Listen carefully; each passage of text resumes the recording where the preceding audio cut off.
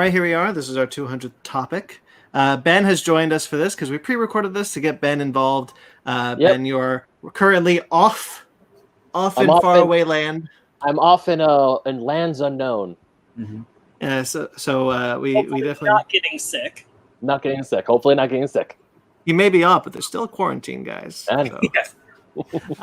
Yes. So we are here to talk about Neon Genesis Evangelion for our major big Mondo 200th topic. We decided to tackle something huge, something epic, something that we all just recently kind of got into, Ben and I specifically. Mm-hmm. Something, I was gonna say, something that is having its 25th anniversary this year, thanks to Netflix.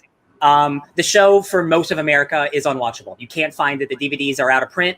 You just can't find it. It's really hard. I mean, everybody has internet for anime the same way you know what for I mean. Any other anime. You know what I mean. I know, but I mean, like, everybody watches a lot of anime online. If you're a layman who doesn't pirate stuff, you cannot watch Neon Genesis Evangelion regularly. Right. So thanks to Netflix, the entire world is now available to watch the show that a lot of people haven't, unless you're a pirate. That's just how it is. So Arg.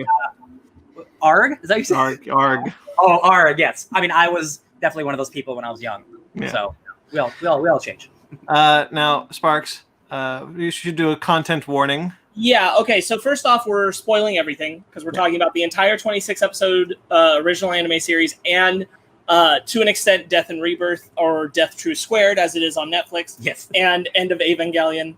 We're talking about all of that in deep detail, so if you have any interest in this series, bail out. Or if you just want to listen to enough of us to know what's up, right before we get to, like, the big ending, we're going to tell you, like, bail out, because you really shouldn't know.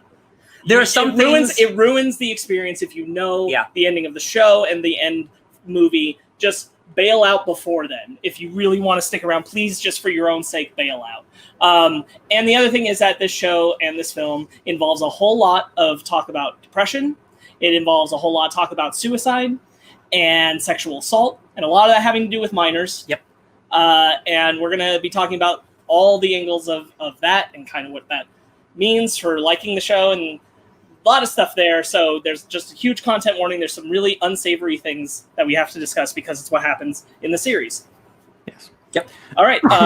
So real quick, let's go around the horn. I'll start with our history with Evangelion, which is that for me personally, I saw the show. I don't know if it was its first run. I think it only had like 2 or 3 runs on Toonami, but I saw it during a run on Toonami. This must have been around 2004, you said. Yeah. Which makes sense because it would have been just before I moved away from Morgan Hill. And that would make sense in my life that's when I saw it. So I didn't really talk to a lot of people about it because I didn't have a lot of people that I knew that were watching it. So I just kind of kept it to myself. And back then, it was very much just a lot of what the show was trying to do went over my head. And it wasn't until like Evangelion was coming to Netflix that I was thinking, I'd already been thinking I wanted to watch the dub I saw again. But then the Netflix one dropped, and I still kind of wanted to do the original. So I found and bought and spent the money and got a DVD set of the ADV dub that had Death and Rebirth, that had End of Evangelion, because I wanted to revisit what I saw when I was younger before I dove into the Netflix one, because I knew there were some differences, and I just wanted to revisit what I already knew. And so that I wanted that context for myself, and I knew if I just watched the Netflix one, I'd probably never go back. So that's why I did that. I did that about 2 months ago.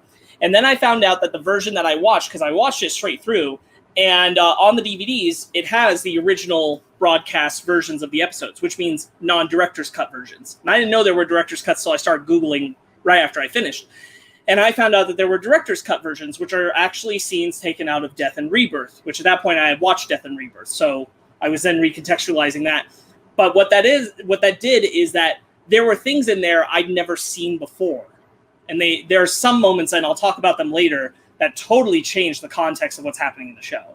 Mm-hmm. But you guys did automatically see the director's cut ones because those are the versions that are on Netflix. Right. And so that's been my experience. And then just this last week, I rewatched the entire thing on Netflix, except for Death True Squared. And End of Evangelion, I watched that. And that's my history with Evangelion. Yeah. Mine is pretty much the exact same thing. Doing the research, they originally aired just two episodes in 2002 for some reason. And then they aired the entire season once in 2004. And we both watched that. Again, I was also quite young. all that shit went over my head. I saw cool robots fighting cool people, right? That's all I saw. It always stuck with me though, because even though, you know, I was a little too young to understand it, I'm not a complete idiot when I'm 12, right? It's some of it goes.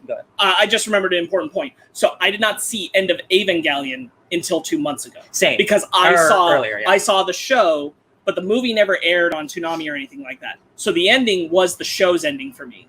I did not know about End of Evangelion and what that was until 2 months ago is when I first experienced that, which totally changes a lot of things. Yeah, so the Netflix dub of the original show also comes with True Squared and End of Evangelion. So last year was the first time I saw End of Eva, which completely recontextualizes the end of that show in such a major way. I always liked the show because like I thought it looked really cool, and just as I got older, I grew to appreciate it more. But there was no real way for me to watch it, so it kind of just lingered on the back of my mind. Like a lot of the shows as a youth, you know, you don't always go back to it. But then last year, Netflix brought it back with its own dub, and I watched it, and I was like, oh right, the show is dope, and also I connect with it in a lot of ways that are way too insane, and animes don't come out like this anymore, or they don't come out as often as they should. And the show is over 20 years old now. So yeah, that's my history. I've been a fan, and then I'm a double fan now. I got a tattoo of it. I think I like it a little bit. You got a shirt, you got a tattoo. Shirts are a lot easier to get than tattoos. Tattoos require commitment. Yes. Ben, why don't you go next? I don't have a history of Neon Genesis Evangelion. I didn't actually realize I've seen images of Evangelion. I've seen like promo arts for it when I would go to like my anime store. I probably saw a few figures here and there. But I had no idea what Neon Genesis Evangelion was until essentially my late 20s, when I was really starting trying to get into more anime. And then I was talking to some friends of mine who watch anime. He's like, oh yeah, have you seen? Oh yeah, it's like that thing in Evangelion. I'm like, what's that? I'm like, you never seen Neon Genesis Evangelion? I'm like, no. And it wasn't until my friends kept telling me, like, oh my god, you have to watch Evangelion. That show is like one of the best things ever. And there are times where I'm at Comic-Cons or I'm at stores and I see the manga volumes and I almost bought them, but I didn't. And then finally, when the Netflix announced that they were putting Evangelion on there, like, oh, I heard that, I have to watch the show. This is like, it's kind of like what those hardcore anime fans, it's like mandatory viewing. It's like you cannot call yourself there are times where it feels like you cannot call yourself an anime fan if you've never seen Neon Genesis Evangelion, which of course isn't true. But that's how I felt like the show was. Gatekeeping is wrong. Yeah, gatekeeping is wrong. But it's one of those things like everyone talks about this anime, everyone loves this anime, everyone constantly praises this anime. I need to watch it. So it wasn't until a few months ago when I finally sat down and started watching in earnest, and I really dig it. I mean, there are parts of it that I'm like, what the hell just happened? Because I showed up thinking, oh, this is about giant fighting robots. I love giant fighting robots. Who does? I'm wearing a freaking Mechagodzilla Gundam t-shirt for crying out loud. It's like, I'm here for the giant robots. And then it's like, oh, this is not about giant robots. There's other stuff. Man. You got existentialism instead. Oh, yeah. There's like whole other feelings to it. So I'm a new Eva fan. So now when I see a Nerve sticker or when I see Ryan's Lilith tattoo, I'm like, I know that now. Dan, I cannot wait to tell you everything that you don't know about this franchise yet. It's going to be so juicy. And I was watching a bunch of videos about it last night. It felt like I was taking a college course on Evangelion. Yeah, right. It's like, man, if this could be a college course. Someone could there's probably some student out there in this beautiful world of ours who wrote their college thesis on Neon Genesis Evangelion. Cruel Angel's thesis? That actually forms for a great analogy, which I'll say that, like, I know a lot of friends who watch a whole lot more anime than I do, way more anime. And I was surprised how many of them either have never revisited or never even seen Evangelion. And they've watched so much anime. And the thing is that, like, for people who are, and especially I think in Japan, this is very true, for people who are super steeped into it, you can almost think of Evangelion as a Citizen Kane. Yeah. Mm-hmm. Which is where there's a lot of anime fans who are just like, put off by it because of its legacy. Because of its legacy, but also because like it is viewed as also just experimental filmmaking in a sense for anime in the same way. And there's a lot of people who that they know now kind of what they'd be getting into, and they're not interested in getting into that. Right. I mean, I know the show was somewhat depressing. I know it had a lot of heavy themes to it, but I mean, Brandon didn't, I think. No, sure.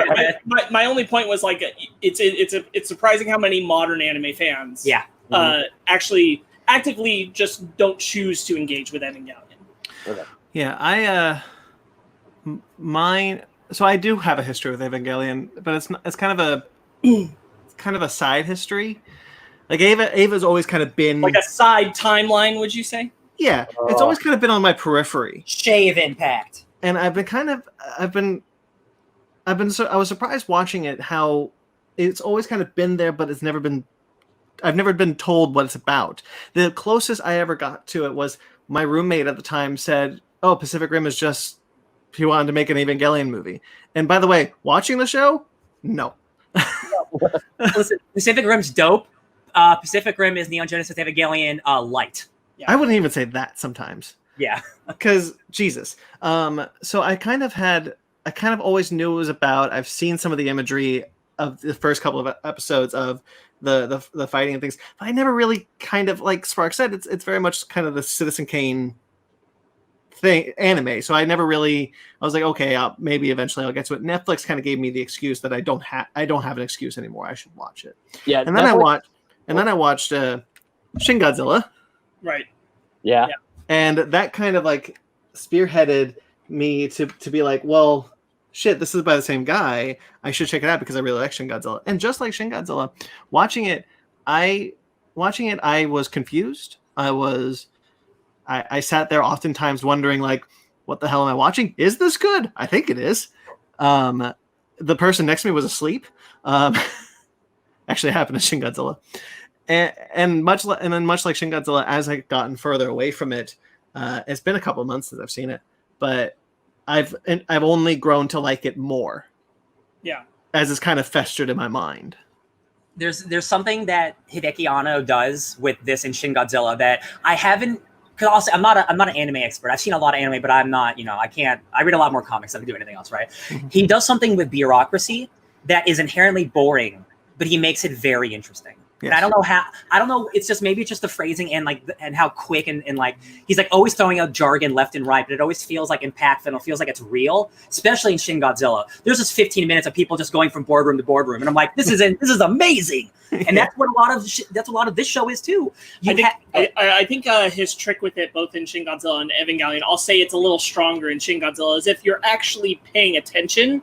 It's satire, yeah, and it's not just like rote and boring. It's like, no, he's actually making fun of the political systems at play. Yeah, and it takes a little bit to see that, and that's again that's really much more on display in Shin than here. But yes, you're absolutely right. Like he does that in a way that most anime doesn't, most television shows don't. Yeah. I mean, that's basically what happened with me was just that I've always had people who told me how good it was, told me that I should see it, and just never watched it until Netflix finally put it on, and I had an excuse. Well, like Ryan and Spark said, that Neon Genesis Evangelion, as praised as it is, it's hard to get a hard copy now. Thanks to Netflix, a lot of people, you have to like pirate it, or finding an actual true officially licensed DVD box set or even VHS box set will cost you, as one YouTuber Giga said it, your entire life savings and your firstborn son. Yeah. That YouTube video, basically the Netflix Evangelion was so funny to me. Neon jellyfish. Yeah. I thought that was so great. He's like, in the AVD dub, he says, basically it means I love you. In the Netflix dub, it says, basically I want to ride your dick. Yeah. No homo. Yeah, we'll get there for sure. So Brandon, since we're already on you, why don't you talk about just first impressions of it at this stage where we're at now, which you watched it about 2 months ago? Just about, yeah. Yeah. I started it between Ben starting it and finishing it. I started and finished it between that moment. And all of that was kind of in quarantine. So this has all happened like just post March. Yeah. And oh my God, the quarantine's been going on so long. Yeah. Oh. And I did it because, I kind of had this whole thing, like if I was going to quarantine, I want to catch up on some things. And one of my whole things was I finish a show I started or I start a new show. And I alternate. And so Evangelion was just one of those, I should start a new show. There it is. Yeah. If we're talking about my first impressions, it was a lot of confusion. Now, I'm having a hard time putting what I understand, because I do understand a lot of it now, having thought about it, having watched many, many videos on it. Sure. I'm having a hard time putting what I understand into words. I tried to talk to my girlfriend about it and try to try to explain it to her. Kind of, she's just kind of a good sounding board sometimes. If she doesn't understand what I'm saying. So even now, like I'm struggling to kind of say what exactly I know about it. Does that make sense? Yes, 100%. And the great thing, this isn't like there's a true or false answer to this show. You watch that hour-long video, Hideki Anno has the quote, or like Neon Genesis Evangelion is a puzzle. Everyone could bring their own thing into it. They could bring their own experiences. Like there is not a real definitive ending because I didn't want to have it that way. So honestly, there is no right answer. There are definitely more concrete versions of what we think the truth is, but there is no real answer like a regular movie. So anything you think is not wrong, Brandon, because honestly, he has never fully explained it himself. So there's no way to fully know it. Much like a David Lynch with the Twin Peaks. I'm never going to know everything about the show, and I don't need to know everything about the show. That's what makes it awesome. Yeah. And I will say, like, I believe Ryan's in the same boat, but like I told him off air that I had like the third time going through, which was just over the course of this last week, maybe even just 5 days, I went through the entire Netflix show. I finished it last night again. But that was my third viewing of the whole show and my second viewing of End of Eva. And pieces that had never connected before started to connect. Yeah. Mm-hmm. And so like that kind of value, and then just like thinking about it beyond that, I will say that like we're doing our own take, our own conversation about it. There are numerous sources you can find where they do much more deep dives, much more intricate things. One of the ones I listened to was Waypoints Radio, their podcast where they did a whole chunk of episodes. I think it's 6 podcasts. They have like that are about 3 to 4 hours. They have long. 15 hours of Neon Genesis Evangelion podcasting. It's like that's what both and I have been listening to all week while watching the show. That's where a lot of our information is coming from. And I will say that like a lot of what they say, some of it I'm echoing. If I'm echoing it because it resonated with me, and I agree. There's plenty of it where I don't necessarily form the same opinion, but I certainly observe some of the things that they're talking about. So they're a good source for a deep dive, but there's a lot of deep dive material out there for Evangelion. But that's just one source that I was absorbing while doing this, and it helped to it did help to do what you're saying. Like I can kind of, by the time we're done, I think I will have colored much more like what I know and what I feel. But like overall, you were enjoying it. You enjoyed it. Yeah, that's good. Right. Okay. Not at all what I expected. You know what? I'll ask it later. When we get to End of Eva. Did you have any more you wanted to say about that, or should we go down to Ben? I'm good. Okay, Ben. I mean, because this is the first time I've watched Evangelion at all, and when I first watched it, there were times where when I saw the first 2 episodes and took a little break I haven't watched it, then I went back into it because I wanted to finish it because I wanted to finally finish it, and also when we were talking about doing this. But at first, when I was watching it, I was still kind of confused. Like, is this about giant robots? Are they just calling them angels, or are they actually angels sent from God? And just all these questions. And then finally, we get to like the slice of life stuff. And then like when Asuka first shows up, I'm like, okay, there she is. There's like that famous wife who I see everyone talk about, or I see at least one cosplayer at a convention is dressed up as Asuka. One of the most famous anime characters, literally of all time. Like now that now that I have like the history and knowledge and like where I've seen her, like YouTube and like Comic-Cons everywhere, it's like, wow, she really has an influence, like she does. Severe influence on people. It's crazy. She does. But even just watching Shinji go through the motions, because I want to say it was like when Asuka shows up, that what I started to see is like, okay, this isn't just about giant robots fighting these giant angels. It's about Shinji coming to terms with or it's about Shinji trying to impress his dad. Like the episode when all 4 of them, Shinji, Rei, Asuka, Miss Misato, they're all at that noodle shop, and Shinji says, I'm doing this. I piloted Eva so I can make my dad proud. I'm like, he has daddy issues. Oh, which was obvious, but seeing why Asuka does what she does, seeing what happened to her, I was like, that's effed up. So when I first started watching the show, and when I got to the ending of both the show and of the film End of Evangelion, I was still kind of confused. I was still trying to figure out what the pieces of the puzzle were. Like, I'm still trying to figure out what exactly Adam was. What the hell is this giant white, purple-faced 6-7 eye thing doing crucified with half of the bottom or half of the torso? See, now, even I can point to that, because I want to just real quickly say, watching it and even doing this research for this episode, the fandom Wikipedia site for Evangelion is a wonderful This is so wonderful. Yeah, because I went into Evangelion 100% blind. The only thing that I did know, and I actually bought the theme song last night, is Cruel Angel's Thesis, which is an absolute bop. And I totally agree that if you hit that skip intro button, it should be a war crime. I've listened to that song. I can't tell you how many times because I've never once skipped it. Right. Can I real quickly Skip if you want. What is a bop? Oh, it's a banger. It's a slap. It's a really hot song. No. It means it slaps. It's a banger that slaps. Thank you. I hate all of this. Look, did you guys see my really good song? Yeah. Okay. Yeah. Did you guys see my tweet earlier today? No. Oh no, Okay. I did not. So we were driving away from the vet, and I asked Zara, "Can you map quest me something?" Oh, I did see that. Oh, no, it's happened. Guys, I'm old. 30 years young, baby. Hey, I was watching Close Enough last night, right before I started doing my deep dive in Evangelion again, and I got to the second episode where Alex is like, "I remember Blockbuster Video," and he's mentioning all these things like, "Oh God, that's me." Yeah.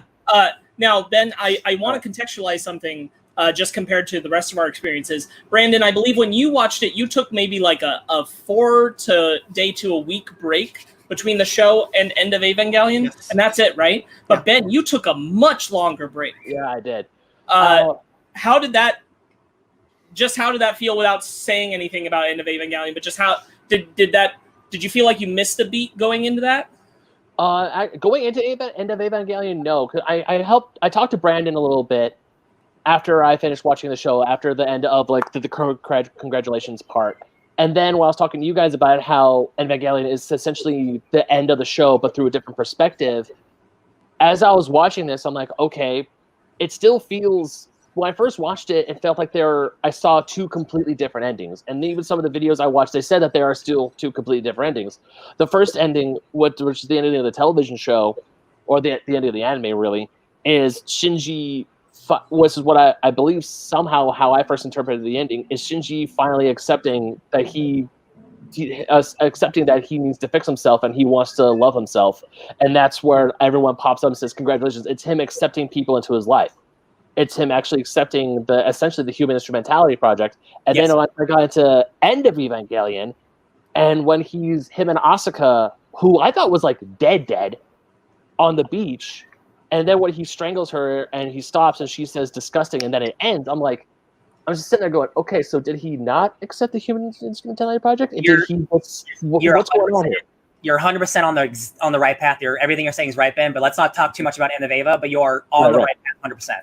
But going into the movie, I felt like I did get more context, exactly what was going on. Like I saw, seeing, like we said, spoilers, seeing Misato and Ritsuko finally die, because we only get like quick little scenes of their bodies, like Ritsuko face down in the water, Misato with the blood on the wall, which it's hurt me because Misato is one of my favorite characters in the entire show.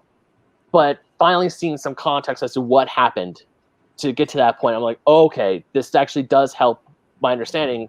It's one of those things that's like, okay, all of this takes place, like the thing when Shinji's going through takes place in one spot, and then everything else, that's end of Eva.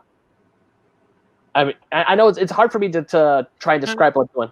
No, you're right, but again, let's stop. Yeah, let's stop there. Kind of talking about and I think what Sparks was trying to ask was, you didn't miss anything with that long break in between. No. It still felt seamless going from one to the other, and you weren't lost. No. Yeah, I mean, I'll even admit, like, I only took a week off because I needed it. I was a little lost in the beginning because I forgot where episode 24 ended. I remember where episode 26 ended, but I forgot where episode 24 ended. So having that, I was just kind of like, I think I should have probably refreshed. Sure. Yeah. But also, like, I imagine for fans, like, if you watch the anime that finished in 1996 and then the movie came out in 1997, I'm sure not everyone went and rewatched that anime. Yeah. So I'm sure they're also like, oh, wait. Oh, we're starting here? What is this? Like, I'm sure we'll talk about it, but there's the controversy surrounding the movie is insane. In the end of the show, like, it's controversies left and right. It's amazing. Mm-hmm. Anyway. Your overall feelings on the show. I mean, watching it, series. I watched the original one way back when. Don't really remember it much, and then I watched the Netflix dub, and I think both dubs are really great. Like, I think the Netflix one, for what it is, like, it still gets across most of the emotional beats that are important. I think the saddest thing, I'll just say this about the dubs real quick. I think the saddest thing is that somewhere between blending the two is the perfect dub. 100%. And both have flaws. Yeah. And both have pretty strong flaws for different in like exactly different areas. And it's frustrating. Yeah. It's a little frustrating to have watched both and see, like, if only this great part was in this one and this great part were in that, like, it's a little infuriating to see, like, there's almost something perfect here and it's not quite there. The Netflix one has some serious detractors that bum me out. And then I can also say, having watched the Netflix one now after the ADV dub, that, like, there's definitely some pluses to it. Mm-hmm. Overall, I think I lean towards preferring the ADV dub, even as I prefer certain characters' performances more in the Netflix one. As a translation, I think ADV is probably stronger. Yeah, I will say, because we've talked about it a little bit, there are I lost it. I'll get back to it in a second. Oh, it was right there. I'll get back to it. Don't worry. I tried for this, because I heard you guys talking about how the voice actors are different. I tried looking up some voice actor comparisons from the ADV and the Netflix dub. Now the Netflix dub is the only dub that I've seen. Right. So, since it's I'm a very, like, if that's the time I've seen it, if that's the first thing I've seen it, that's what I latch towards. Sure. But I would love to watch the ADV dub someday. I prefer the dubs of Dragon Ball. Yeah. Dubs. Mm-hmm. So I'm totally fine with watching the ADV dubs and hearing, like, the differences of it. Oh, yeah. I watched a couple of the comparisons, and just the clips I saw. I'm not passing judgment on the entire ADV dub. That'd be ridiculous. Mm-hmm. But just the clips I saw, I did find the Netflix one to be better acted in some places. Only because voice acting 20 years later has progressed and people have gotten better at it. Well, also even dubbing has gotten better.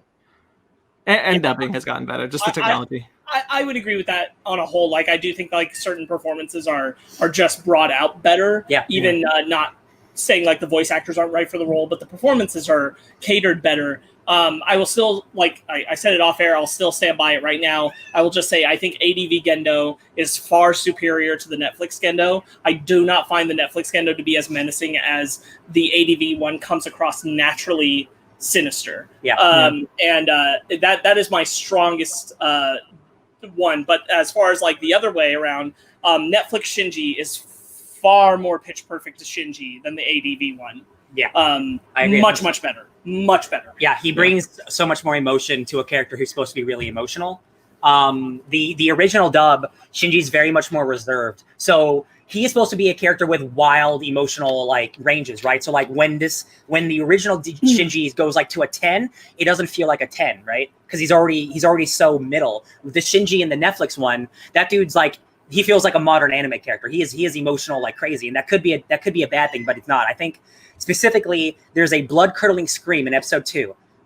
In a Netflix one, it haunted me to my core how much that scream affected me. And in the original one, it's like a yeah. No, I'm like, there are certain things that just work better. I will say the one thing that the Netflix one overall does not do as well. It does not. I guess it depends on what you want. It takes away a lot of the ambiguity of a lot of things, and it just directly says words instead of, like, oh, it could be this. It just is this. Specifically, there are certain scenes where it's like, oh, it might be doing this. I'm like, no, it's just doing this, and it takes away a lot of the mystery that I think the original show had, a lot of the ambiguity that makes it a lot more interesting and a lot of fans to dive into. Whereas the Netflix one's just like, no, just here's the answer, which is still satisfying, but it doesn't make you, like, reach for the answer. It's just like, here it is. Yeah. And I'm like, that's fine. And in some ways, I would even argue that I think the ADV one can be vague to the point of unintentionally vague. Like, they themselves in translating don't know the answer. Mm-hmm. And the Netflix one is superior for those aspects. So there are times where it's a mixed bag of both.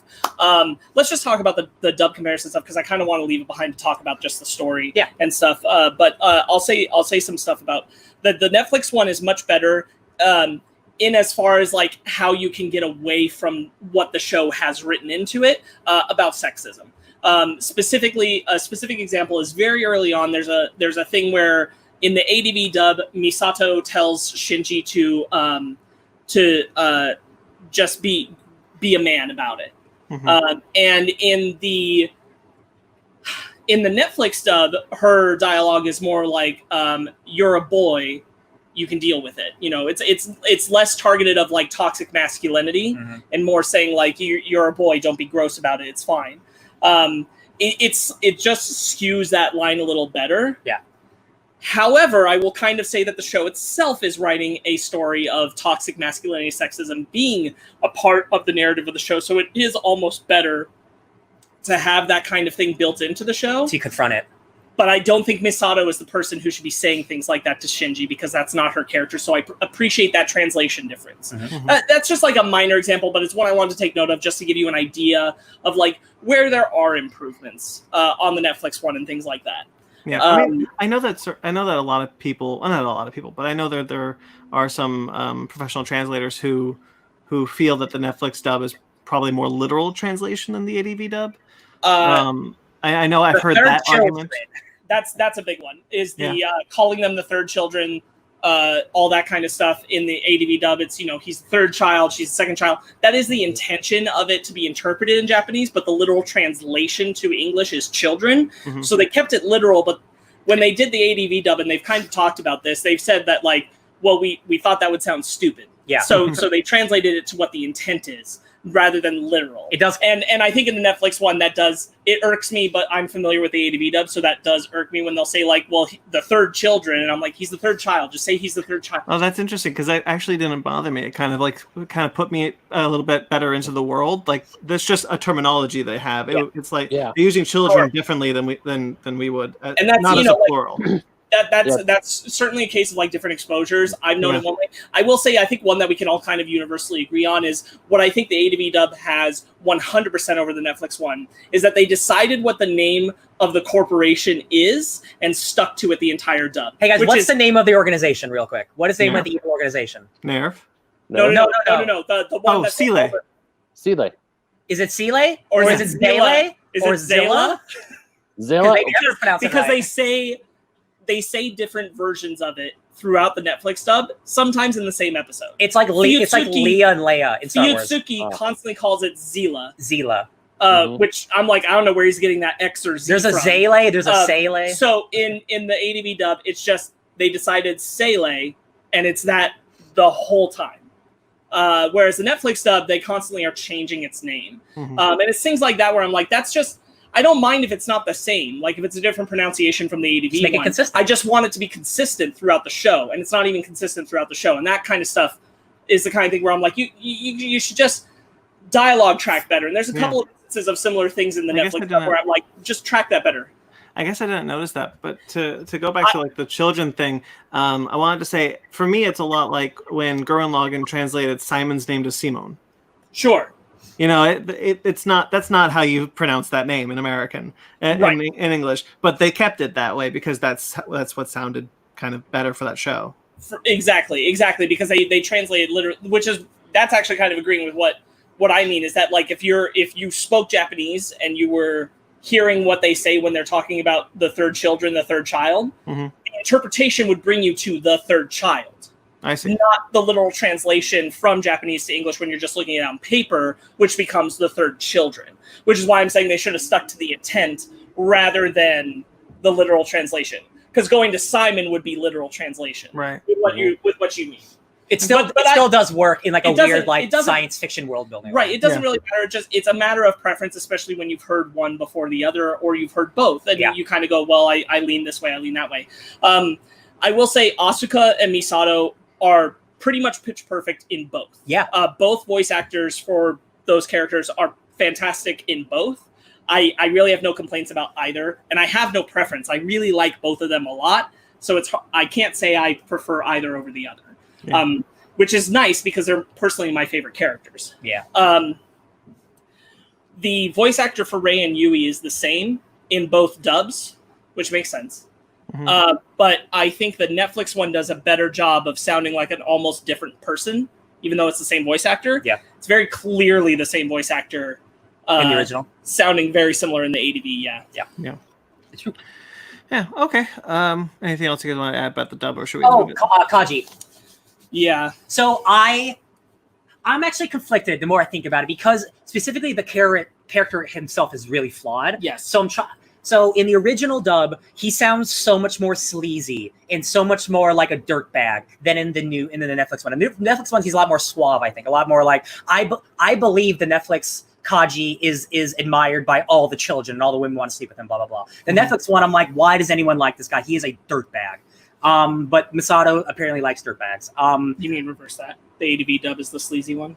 Sorry, what did I say? You said the Netflix one is the sleazy one. Sorry, yeah. The Netflix one is the James Bond cool guy. Yeah. The original one is very dirtbaggy, but the character is a dirtbag. He is a dirtbag. He tries to molest multiple characters in this show. So it's hard for me to want him to be the cool James Bond guy when he is inherently an asshole. Yes. So I like him to sound like an asshole if he is an asshole. Yeah, but it's like, again, preference. I kind of lean towards the ADV one because I really don't like Kaji, and we're kind of going to talk about it as we talk about the show. I really hate Kaji. I hate Kaji because the show acts like he is supposed to be cool. And like I'm talking like third person observation of watching the show, you're supposed to think he's a cool All guy the kids while think he he's does dope. shitty things. And that really bothers me. And on a level where like I've never cared for Kaji's character, I still don't care for Kaji's character. If I had to pick like between him sounding like a cool dude or a sleazebag, I'd rather he sound like a sleazebag because I don't like him. Yeah. And that's kind of entirely going to color it, and we'll get into why Kaji super duper sucks later. Melon farming. Okay, so nothing pisses me off more. Okay, in the ADV dub, here's the thing. In the ADV dub, when he leaves the voicemail for Misato, and he says, I've got a melon patch I'd like for you to go water for me. Shinji will tell you where it is.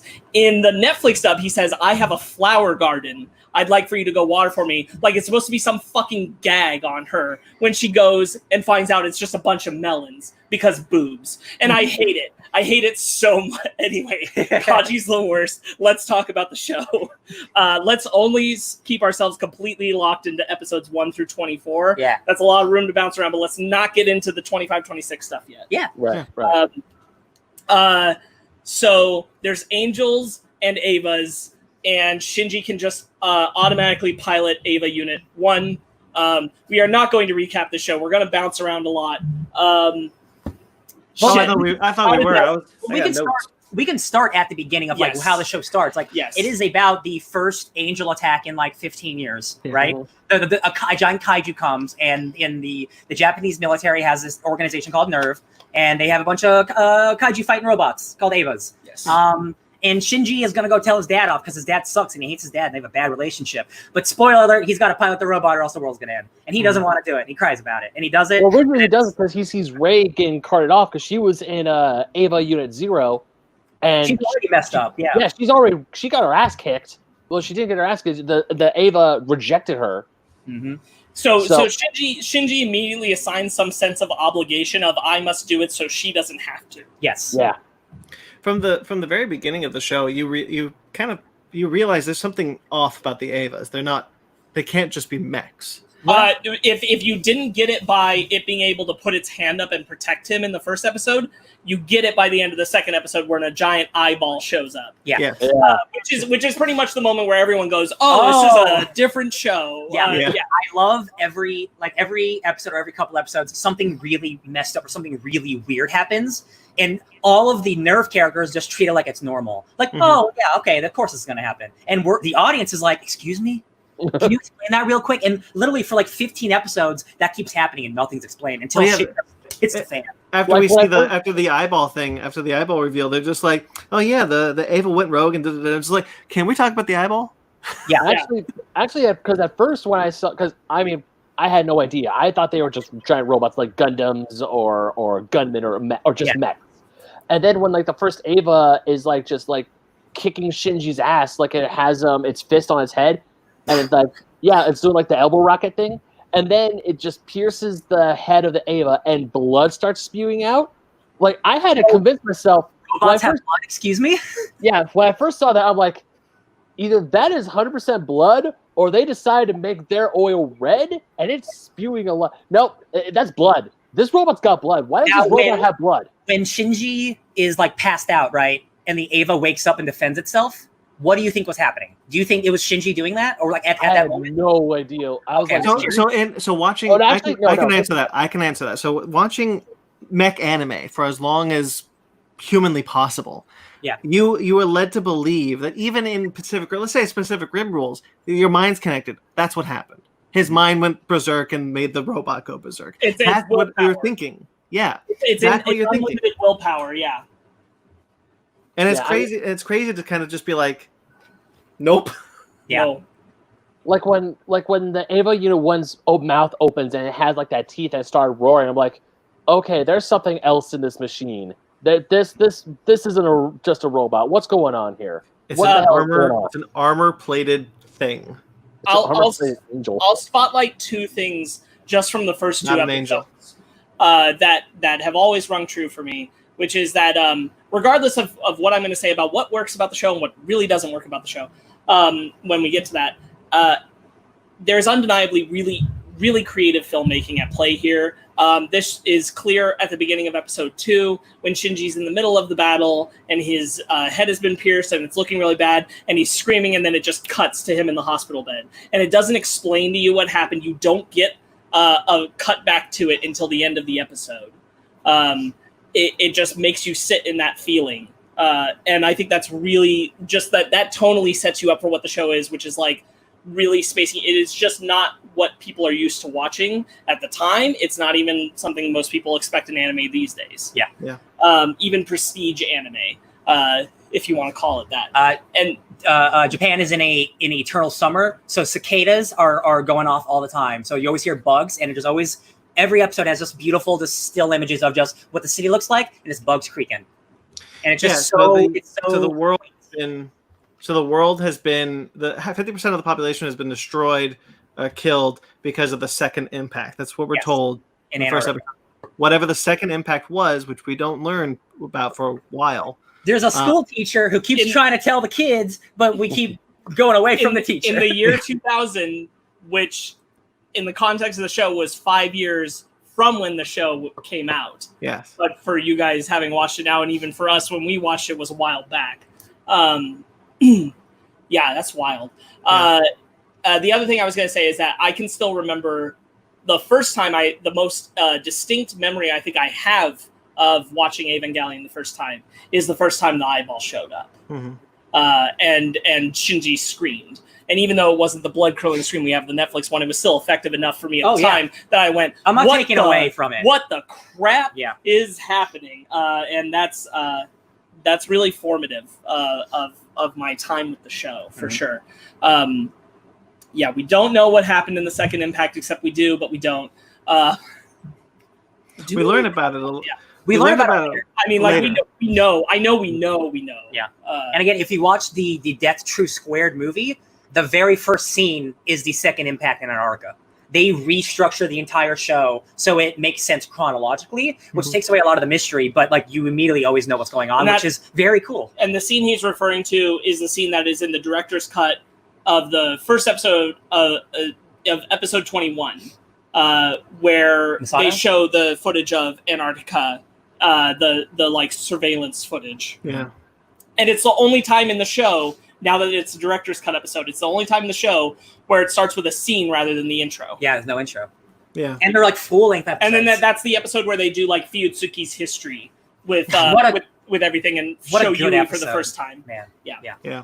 So Shinji's part of the team, and like angels keep showing up, and like we meet Asuka, like a couple episodes go by, and we meet our new Ava pilot. Also, I mean, not only that, actually, long before we meet Asuka, we get one of the first Shinji bailouts too. Like Shinji doesn't want to do it anymore. He's sick and tired of it. He leaves Nerve, and then honestly, don't blame him. No, I don't blame him either, because he's the only one out there fighting. He's trying to connect with Ray. Ray is super emotionally distant. Yep. And then he's honestly at this point when Shinji leaves first, I'm like, yeah, I don't blame him. But then like Misato's telling him, like, only you can do this. You're the only one who can help us. And then finally he digs deep and he goes back to Nerve and Pilots the Eva to save the city. Which, like, how many times does he leave in the show? Because I feel like he leaves like 3 times. I want to say it's 3. Yeah. I want to say 1 is like super truncated and not really a leaving. But at least 2 times he like really almost does it. Like the first time there's one point where he gets essentially like, fired. He quits. He quits. Gendo also arrests his own son and throws him in the brig. Great father, great dad. He arrests him, and Shinji says, "I quit. I'm done." And he's leaving, and he was going to leave until Asuka's head comes flying through a building.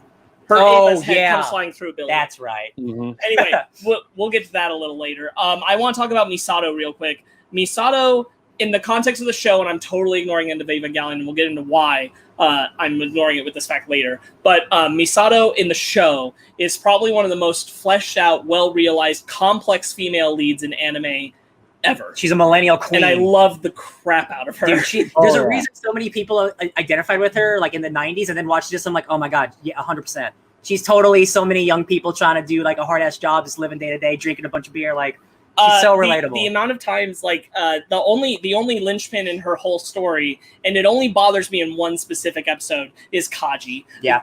Because Kaji's garbage, and I wish Misato would treat Kaji like he's garbage, but she doesn't. She's got dad issues. There are times that you feel like she does treat Kaji like garbage. Like every time Ritsuko mentions, "Oh, Kaji's coming back," she's like sneers. She's like, "F that guy." Kaji's like his boyfriend who just always he has a way of always coming back into her life, and like she just accepts it, which sucks. That's why I'm saying, like, most of the time I even like how she handles the Kaji stuff, because it's realistic, it's complex, it's you know, not everybody makes fantastic decisions. Misato can be my role model hero in this series for all her decisions, and yet still make bad decisions as they are related to Kaji. Mm-hmm. But there's one specific episode where it's the one where they end up sleeping together, where just like the dialogue handed to her, the context of the situation for her, the pill scene is gross. Yeah. Yes. Oh yeah, it's weird. It's gross and doesn't align with the character I like so much, as she has been shown to treat Kaji. But it is what it is, and we'll talk about that. The Kaji needs to bring Adam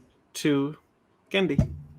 Yes, that happens fairly early. Yeah, it does.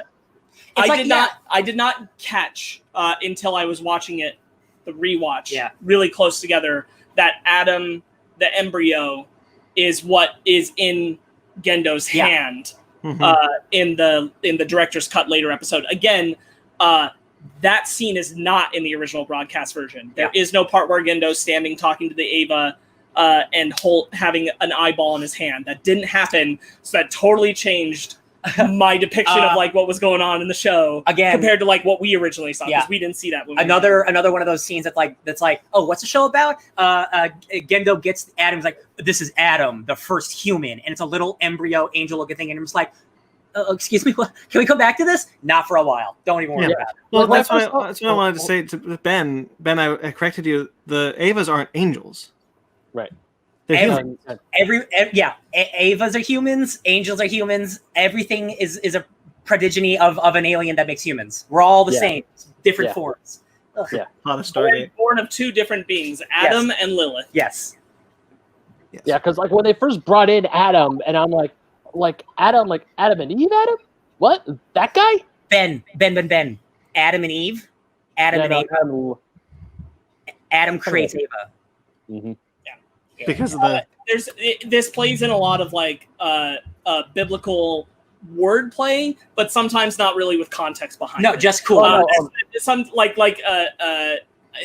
don't want to talk about the movie, but like just the use of 666 is just for fun. It doesn't actually have contextual meaning in how they're using it.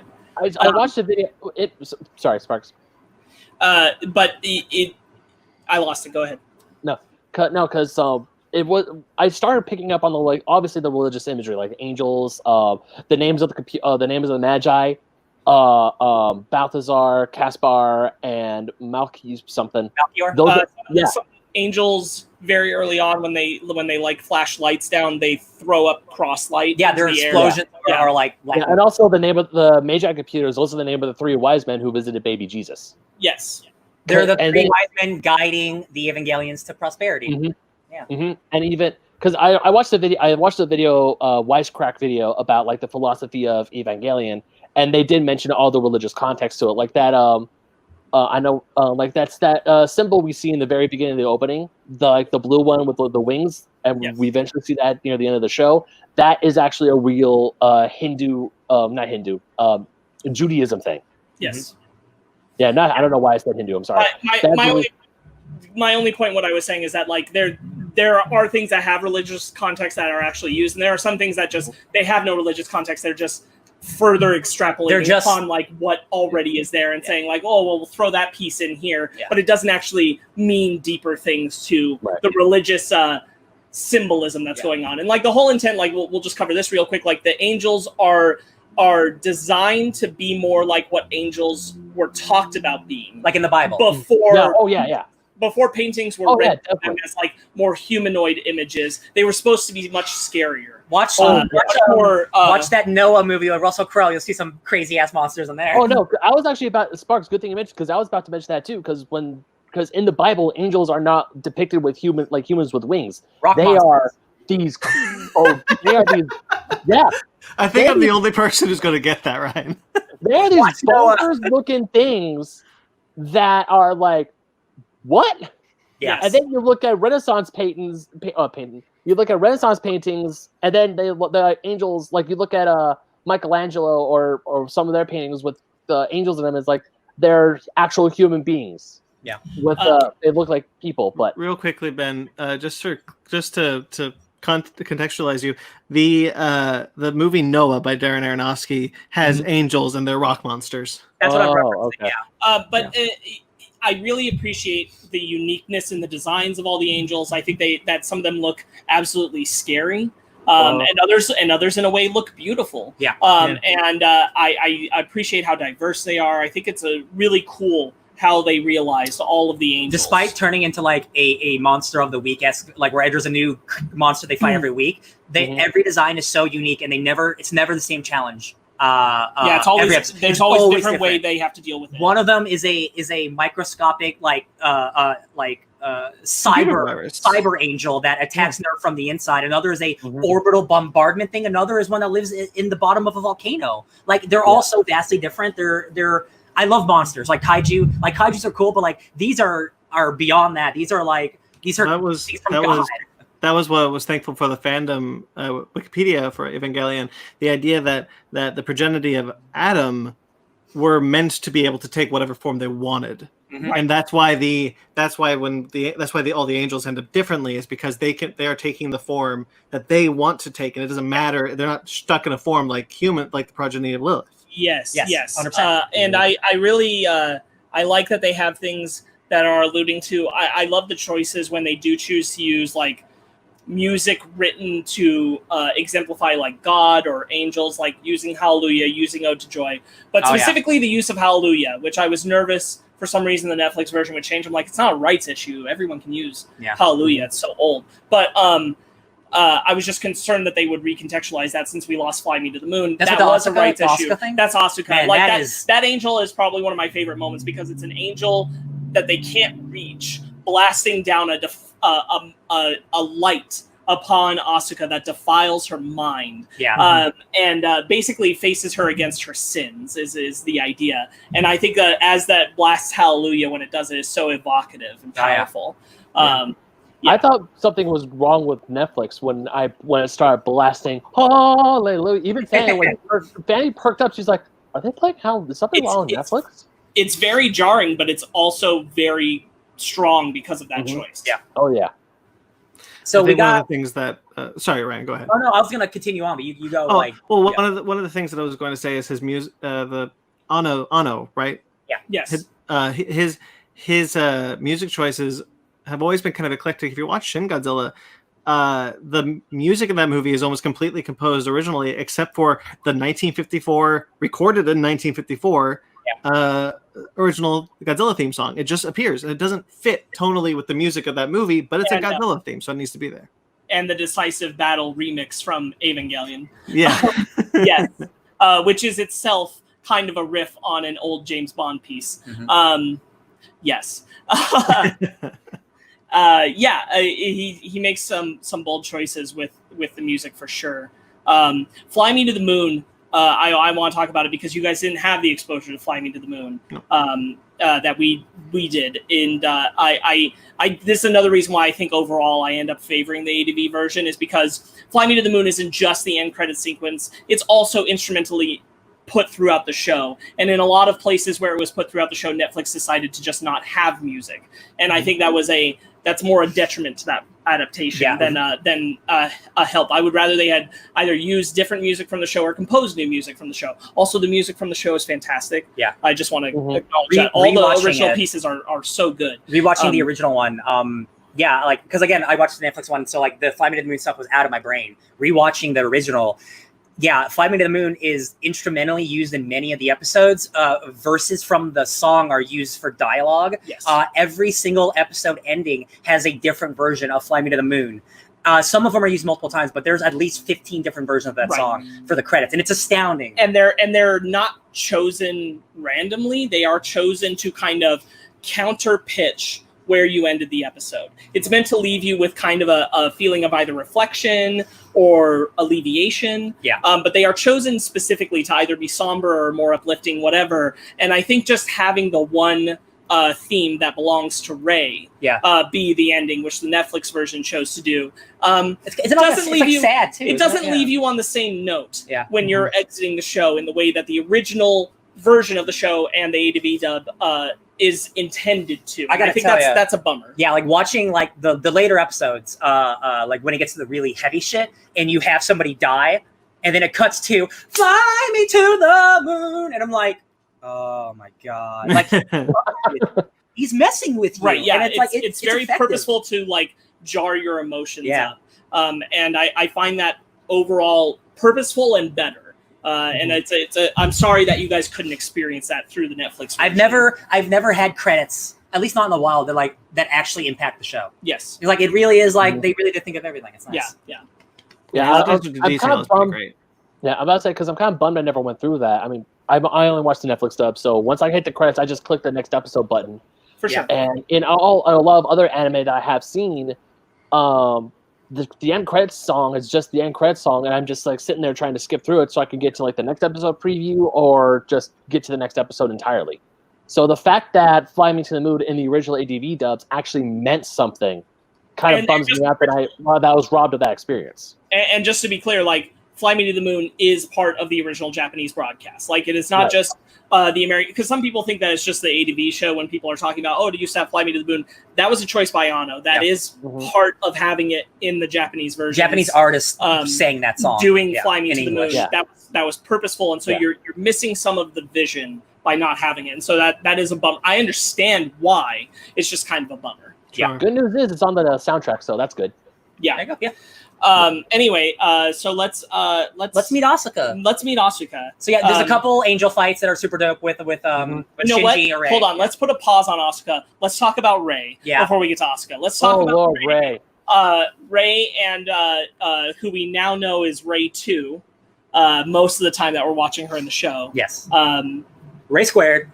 Death True squared. When do we find out? When do we meet Rei 1? What episode? Not until episode 21, which is the one where we're going through Fuyutsuki's history, and it ends up spinning off and showing us Ritsuko's mother and Naoko, her and her murder of Rei 1. Woo, Poppy! That was messed up. Holy shit! Yeah. Fly me to because that episode, I think that episode was the one that when the show started to really hit me was when she kills Rei 1, a child. She strangles a child in cold blood and then shoots herself. Yes. No, she jumped. Well, does she shoot herself? I thought she just jumped off. She shoots herself and she falls off. Yeah. Oh, okay. There's a gunshot. Yeah, there's a gunshot, which is why there's a lot of debate in the fandom about if she shot herself or Gendo shot her. I don't think Gendo would shoot her. Most people have fallen towards the no, Gendo didn't shoot her because it doesn't make sense for him to have shot her, and like it was unnecessary from Gendo's perspective, and he would have done it differently. But I understand where that impetus comes from. Yeah, that was the episode where that one really messed me up. That was the first one that I was like, I need a minute. That screwed me up too. I'm watching this. Oh, sorry, go ahead. You got that. Sorry. I'm watching this and I see a young Rei. I'm like, oh, cool. Because at this point, I didn't catch on that Rei was a clone. I don't think we're supposed to catch. You're not supposed. I mean, we're not supposed to know until like later. You're really not supposed to get that Rei is is a clone until that episode, and you should have gotten it a little earlier. Well, at least been thinking about it a little before you see Rey as a child, because you see Yui, and Yui and Rey look alike. Yeah. And that's when you're supposed to kind of be clued in, like, wait a minute, because they don't tell you flat out before that Rey looks like Shinji's mom. Like, I had a feeling Rey was always a little off. Just that how, I mean, credit to her voice actress, how she always delivered her lines in a very monotone way. Even when Shinji and his buddy starts with a T, I can't think of it right now. Do we find out why in the series or in End of Evangelion? Because I want to mention something about that. But Yeah, find out why she's so monotone, why she hasn't. Oh, I see. It's because she's soulless. I think that's in the show, because we learn about all the clones and all that shit with. Yeah. So if it's in the show, then I don't mind saying it. But like, Ritsuko says that they can't hold a soul because they are clones. Yes. It's important to understand that Rey 1 did. Yes. But Rey 2 does not. No. And none of the Reys following do. But Rey 1 did hold part of a soul. She held part of Yui's soul. Yes. Shinji's mother. Yeah. And but Yuri's soul is in Eva 1.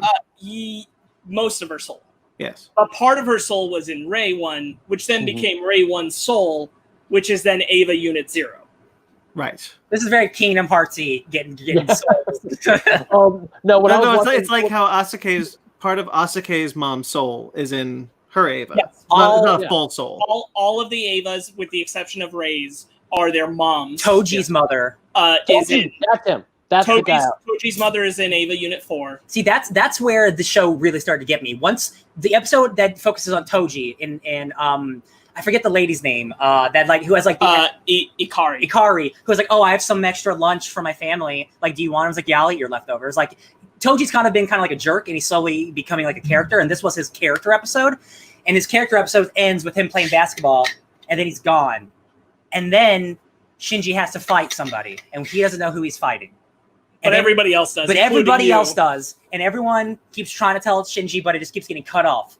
And then Shinji beats the shit out of his good friend, and then he opens that casket, and then you see Toji's broken, mangled body in there. He crushes because Eva 1 takes the core out and crushes it. Yes, that is messed up. And I know Toji's in there, and it still messes me up. Yeah, yes. Because even though he's not super involved in the show, that just one episode of him becoming a better person was enough for me to see, like, oh, they did a Walking Dead on me. They introduced his character and made him cool just to mess him up, and they sure did.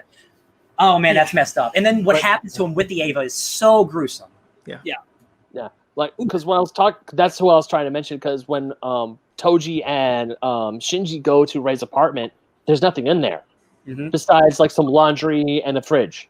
I'm like, something is up. Specifically, Gendo's glasses. And Gendo's glasses, yeah.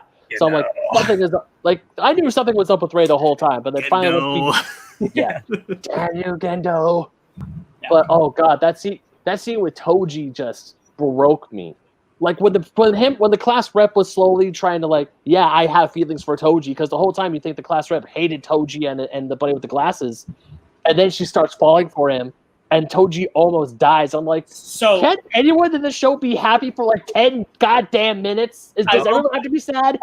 I will tell you that in the manga adaptation, which the anime is not based on the manga, let's just be clear about that up front. The manga is based on the anime. The manga did start releasing before the anime by 10 months. The anime was already far into pre-production, and the manga took a very long time to finish releasing up until 2016. It's like 20 years. Yeah. For 14 volumes.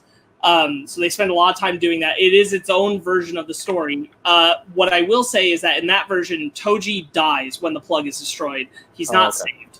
And to be clear, knowing that, I kind of wish the anime had done the same. I agree. Because I don't think Toji serves any purpose in being alive. Yeah. After that. It's not even like Shinji sees him after. Right. After both of Shinji's friends disappear after that episode. They end up moving away. Shinji acknowledges that Toji moves away, but like there's no, he served nothing to the story by staying alive. I think his death would have been so much more impactful. Because like, I mean, Shinji basically thinks he does do that. So like the impact's there, and taking away that death kind of feels like, oh, then it's kind of, okay. So, you know, it reminds me of, there's an episode of Battlestar Galactica towards the end of the third season, I'm not going to spoil a lot of it because I know some people may want to watch it. But it is an episode that ends on a happy note, and this character is very happy. And we've known this character for a while, but we really got to know them in this. Oh, I know what you're talking about now. Yeah, and this character is very happy. Goes to the locker, looking in the mirror, happy, shoots herself in the head. Yep. Because she knew she would never be happy again. That's sad. That episode messed me up as a kid. I watched Scott when I was a kid. Oh, that yeah. episode, That came out too young. We watched it too young, Brandon. Yeah. that episode messed me up. Yeah. And very similarly, that episode of Toji, I just had to. And I can actually reference that like I think the thing with Toji, I can say like when I watched it the first time, it didn't stick with me in the way I think it would have if Toji had died. Mm-hmm. Yeah. You see what I'm saying? Like I knew because I saw it when I was younger and Toji lived. It doesn't leave the same impact when I was an adult and revisiting it that I even recall that Toji didn't die or survived. Yeah. It didn't even connect with me anymore. Yeah. And I think it is a stronger just point to have had Gendo kill Toji. Yeah. So that just chatting about that. Anyway, we just went over what the Evas are. Ray. We talked about Ray 1. So No, Ray 2, Ray 2 is less of what Ray 1 was. Yeah. She's kind of hollow. She slowly starts getting more attached to Shinji because she starts seeing a lot of Gendo in him, realistically. Man, everyone loves Gendo. Why? What a goober bad man. He must be really pretty. I think you could make a similar case. For Kaji? No, I was going to say to compare why everyone keeps caring for Shinji. Yeah. And just see Gendo as the further down the line version of that. If Shinji, like Gendo does, hid his problems more. Yes. Yeah. Because as we know, Gendo is in many ways just an adult version of Shinji, it turns out. Yeah. And that's really gross. He's willing to do what End of Evangelion is just to see his dead wife again. So I want to use Rei and Shinji to spotlight something. When Shinji first goes to Rei's room, there's this whole moment where he trips and he falls on her. He does the boob thing and he sees her exposed and all this kind of stuff. That's an anime trope. There's been a lot of things where people are saying like Evangelion is so cool because it's satirizing these moments and everything. And I'm like, that's kind of true. But here's the thing. It's doing that moment, but it's not doing it in the way where it's saying 100% that there's a stance on this being wrong. Yeah. Mm-hmm. Whereas it's making it a moment where it's not comedy, which is what it usually is in anime when something like that happens. It's a common bit. It's still not leaving a moment where that's acknowledged as inappropriate or, like because Rei has no feelings about it, it's left to be ambiguous rather than state this is an inappropriate thing. And this is kind of just a good example of like, the troubling interpretation of like at the same time, and I respect that this is a product of 1995, and especially like what anime culture is and continues to be. I was gonna say day. real quick, like I like anime, but one of the real reasons that I've never fully jumped in because a lot of it continues to be the sexualization of young women, and I'm not. That's not all of it. I know it's not right, but a lot of the times when there's a lot of young women, they're totally just doing a lot of gross and adult stuff. And I'm like, that's just something that's culturally just different between us, but that doesn't make it right. Even in like some of the longest running and some of my favorite anime shows. Chi-Chi. And I think, what's a fantastic example of this against each other is you won't see anything like this ever in Full Metal Alchemist. And there's a key reason why. It's because Full Metal Alchemist is written by a woman. And that creates an entirely different perspective on what is appropriate to do related to like sexualizing comedy in anime. And that's just that just is an anime problem. What's unfortunate in Evangelion is that Evangelion is painting a particular picture about how sexism is handled, but while it's saying things and trying to do things with its characters to counter it, the third eye perspective of the camera is actively working against it by sexualizing characters with where it'll place their bodies. Mm-hmm. And that sucks. It sucks that it's still living in that trope. And I'm a more adult now, and I'm able to more critically analyze and recognize these things and just go, man, I wish that you weren't like in one way trying to say this is sexism and it's gross, but also objectify the woman in the exact same shot. Yeah. Again, it's the problem that I was talking about, like realizing now, I sent you guys a text of how much Neon Genesis Evangelion is in Metal Gear, because all of my favorite things, Metal Gear, Evangelion, and Twin Peaks, they're all satires of the genre, and they're taking the genre and flipping it on its head to subvert everything you think you know about the genre. The problem is both Metal Gear and Twin Peaks still do the tropes, and Neon Genesis, they still do those tropes, and they're still shitty, and they're not actually saying anything about them. They're still doing them thinking because it's satire, it's okay, but you're not. It's still bad. You're not doing anything about it. And it sucks. And even today, people, like, every genre still does this shit. And I'm like, are we just never really going to get away from that? Yeah. It So sucks. I just wanted to spotlight the Shinji Rei thing as, like, that's the, like, I think that's the first very strong example of, like, trying to say something about the sexism that happens in anime while also at the same time objectifying Rei, which is a bummer, especially because, God, do I wish that they would leave Rei not unobjectified throughout this show, because it creates this confusing and unfortunate focus where there's, I wish the show had narrowed its scope of what Shinji considers like sexual interactions to be further away from Rei. I wish that they were narrowed down to Asuka. You can make an argument about Misato, Yeah, but I wish it was there for Asuka and then Karo, and I wish that was it. Yeah. But putting Rei into the mix feels really, really weird and gross, especially as you come to know Rei better. Especially with Gendo, because they have such an they have such a weird relationship, and I don't think it's sexual, but there's definitely stuff that is like, oh, you guys are closer than you really need to be. Well, I mean, and there's an argument to be made, like, for where Gendo stands on that. Like, I mean, it's still gross. I'm not trying to say it's not gross, but what I'm saying is, like, Gendo sees his wife, in her, and that's weird and unfortunate. Yeah. Well, it's like I can't say until we talk about End of Evangelion. Yeah, but there's a really good example of End of Evangelion when Gendo, yes, like, you don't need to do that. You know exactly, what Gendo that's is? what I mean. Yeah, we'll get there. You know what Gendo is? He's Warren Ellis. He's just grooming Rei. Ah, no. Sorry, guys. Topical. Yeah. Yeah. Content warning. Just briefly wanted to talk about, like, this is another reason why Kaji is so problematic, because at the same time that it's having Misato most of the time stand up for herself and say, like, the things Kaji does for sexual objectification are gross. I specifically noted a line that I really hate from Kaji. I gotta find it though. He's talking to a totally different woman before Misato comes into the room. Maya. Yeah. And he's talking to her and he says, I guess I'll have to keep your mouth busy, right before Misato comes into the room. And then he starts immediately flirting with Misato. And I'm like, Kaji is the worst. And I wish the show would just treat him like he's the worst. I agree. Not just that. I remember to jump on the hate Kaji train. Like, Misato was talking shit about Kaji the whole time in Ritsuko. He shows up. She's giving him the stink eye. And I want to say, like, the second episode he shows up, there's a quick snippet of them in the elevator, and he's just full on making out with her. I'm like, what the is going on? Yes. I'm like, Kaji. And then he starts hitting on that, what's her name? Man. Ibuki. Yeah. Ibuki.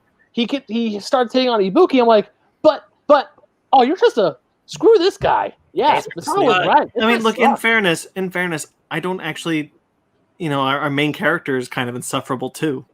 Oh, no, true, but he's not. You mean Shinji? Yeah. No, but there's a difference between insufferable and sexually molesting multiple women. I'm saying mostly. I'm definitely not going to defend him. But what I'm trying to say is that I think a lot of characters are just the worst, and they're meant to be. It's part of the story is that we're following these terrible people. I agree with you.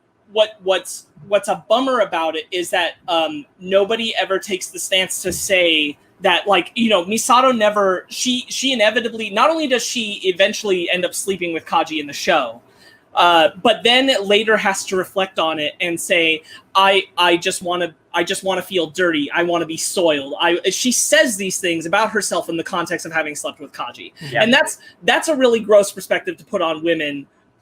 Like, it's slut-shaming is what it is. Yeah. It's slut-shaming that is shoved on Misato, which it shouldn't be, because Misato is, frankly, the most strong and independent woman character, and they kind of retroactively alter the perspective of her towards the end of the show. And that's the problem I have with it. Kaji can be a sleazebag all he wants, as long as they're trying to say something with that and say, look, Kaji's a sleazebag, and we all can acknowledge it. But they don't. They end up kind of saying, well, Misato also is a slut for sleeping with him. And it's like, whoa! It's kind of it's almost rewarding his bad behavior, because they're not showing that it's bad, because he still sleeps with Misato.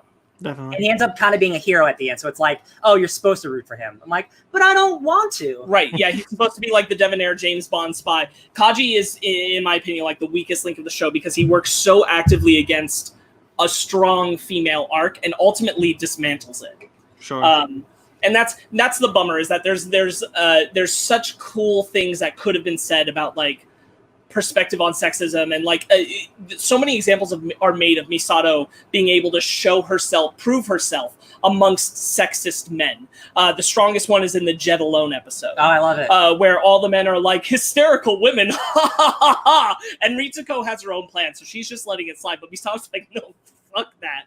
And so she goes and she proves that that her command is better than theirs, and that she's braver than all of them and smarter than all of them. And that's really cool. And it just sucks when you pull back on that character and then shame her for sleeping with a man. So who do we think shot him? Someone from Zele? Like I don't think it matters. I know the answer. It doesn't matter. But I know that there's been like talk about like who could it be. So I wanted to know what you guys thought. If you guys thought of anyone, it could be any. Well, no, because it's he definitely recognizes them or whatever. Yeah. It's like, oh, it took you so long. Yes. So it has to be someone that he probably had a meeting with. So it has to be someone higher up. Mm-hmm. So it could have been any one of those. Ano has said that it's not meant to be any like character that we know, any main character we know. Yeah. That's what Ano has said. If I were to give my personal read, I remember the first time I was confused when we first watched it all those years ago. I misinterpreted that it was Misato, because they keep showing the gun with her so much. Oh, yeah. And because she put a gun to the back of his head once and then does the same motion again with Ritsuko later. Yeah. And so I thought, oh, is it Misato? Because that's really weird. And then I realized that didn't make sense. But as an adult, when I, like in these past 2 months when I watched it again, my read is that it's Fuyutsuki. Oh, yeah, the second in command. Who he unhandcuffs. Yeah. Like Fuyutsuki is supposed to be in with him, but Fuyutsuki actually betrays him. Oh, okay. I can see that, because Fuyutsuki definitely wants the project to go through. Yes. He's all about, oh, I want to see UA too, whatever, dog. He wants Yuri's Yuri's whole plan. I could buy that. I don't think I'd want it. I don't think I'd want to see him do it, but the idea that it was him is like super, super sad. And like I said, Ano has said that we're not supposed to recognize the character who does it. Yeah. It's not really for us to know. But if I were to take a stab at who it is amongst the cast, I would say it's Fuyutsuki. Yeah. Yeah. I can buy that. For me, it was either him or Gendo. I don't think it would be Gendo, because I don't see Gendo personally caring enough to go shoot Kaji. Like, he would send somebody to do it. That's the thing, is like I just don't see Gendo giving enough of a shit. He's got an atom in his hand. He's got things to do. Yeah. But when Kaji does die, I'm like, huh. I was actually kind of fine. I was like, because at first I was like, wait, who shot him though? And then I was like, actually, no, I don't care. I have comic book logic in my head, so I'm always just kind of like, didn't see a body, he's coming back. Oh, yeah. Yeah, I didn't feel bad for him. I felt bad for Misato, because I thought like whether he's bad or not, like she does care for him, and they did have something really, really powerful, whatever it was between them. So I felt for her in that moment, because like she clearly needed him for whatever reason, daddy issues. I still in some ways didn't even feel too much for her in that, in the sense that like Misato kind of knows, because they're investigating her at the time when Kaji's like lead up to his death is happening, which is when he's unhandcuffing Fuyutsuki and setting him free. She kind of knows, even before she's getting the voicemail and all that kind of stuff. She knows he's she sees the voicemail. So she knows that he's being caught as a traitor. Yeah. All that kind of shit. And in some ways, my read personally is that Misato in some ways feels like she knows that she was kind of manipulated by him and played by him.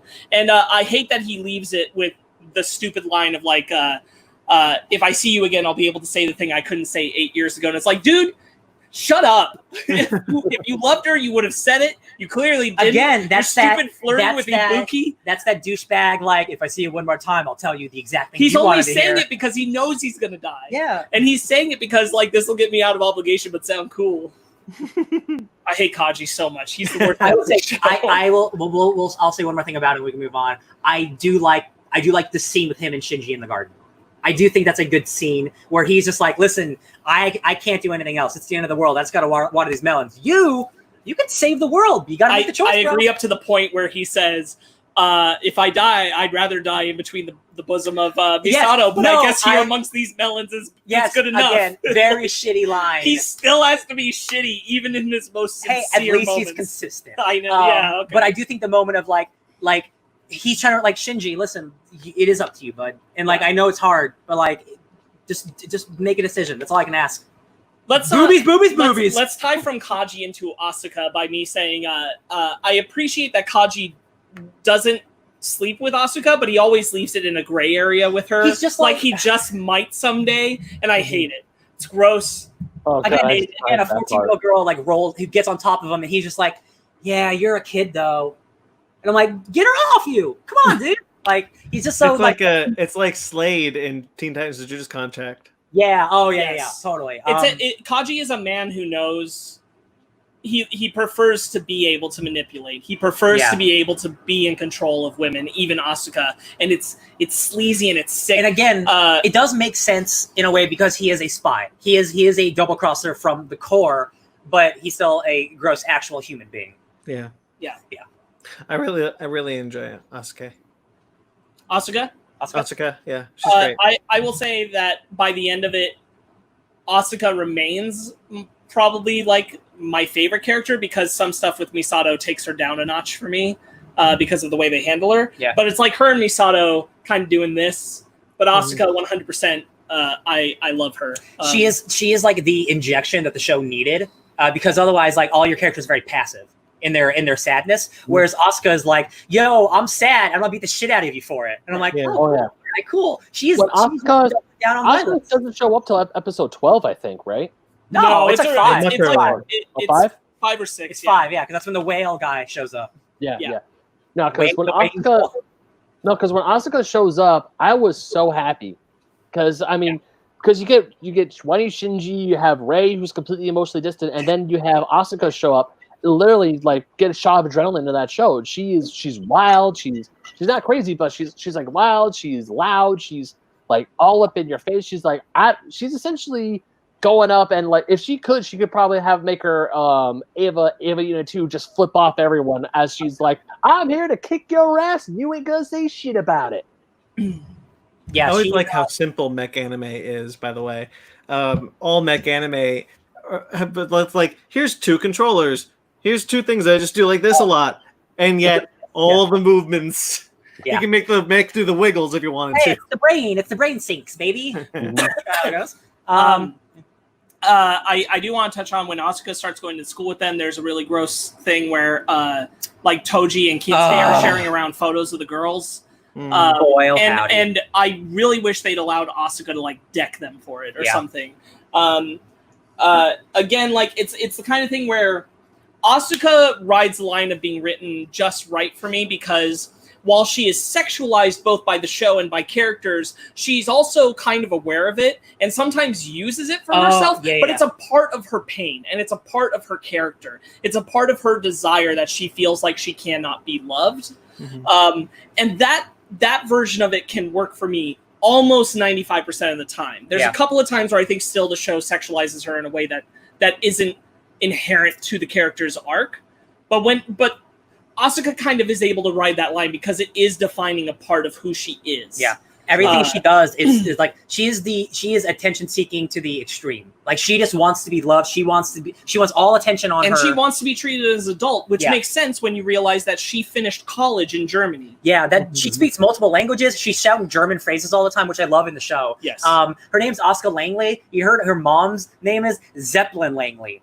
What a dope name for a cool mom robot. I'm just saying. Yeah. Very cool. The tragedy of her mom and just opening the door. And Mom, I love you, Mommy. I get to be a pilot, Mommy. Yes. Slam. Oh, you're hanging. Oh. now you definitely get to be a pilot. Now you're definitely. Not only that, but the times where. What I understand of it is that they already took part of her mom's soul from her. I don't understand how that process would work. Horcrux. But Which is they why already she's done it depressed. because she's saying I've been chosen to be a pilot. They already took it, and her mom is going crazy because of it and kills herself. Yes. Because of that. Yeah. And that's messed up. All the kids that Shinji goes to the school, right? There's it's like project 707 or whatever, like the project for Azalea it's called. But this school is not a real school. It's a school for Evangelion pilots. That's why if you pay attention that every time the teacher's giving a lecture, it's literally the same lecture. Every single time. Literally the same audio lecture about the second impact. Yeah. It's very messed up. It's very messed up once you realize that all of these kids are potential pilots. All of their parents are dead. Yeah. Or at least one of their parents. All the moms are dead. And that's something none of them put together, which is, of course, you're not going to is your mom, we're all, wow, crazy. It's not something you talk about. But the further you go into the show, you realize this sinister aspect of the show just reveals itself more and more. Or not necessarily that I think all those kids' moms are dead, but all those kids, their moms could be dead. Yes. Okay. Easily. Yes. I don't think every single, but most. We know Hikari has no mom. All the pilots and most of the characters that we see don't have moms. I'm sure there's a lot more kids we don't see, but 5 out of 5 dead moms. That's a lot. We know nothing about Kinsuke's parents. We know nothing about them. That's true. We don't know if he has a mom and a dad or anything. He seems like the most regular and stable of them. So I'm leaning towards he has parents, but they can be killed instantly. And his mom could just be gone as soon as they meet Kinsuke, who wants to be a pilot so bad. And it's bro, no, you don't. Yeah. Because it just looks like cool mechs. Right. Yeah. Not giant humans.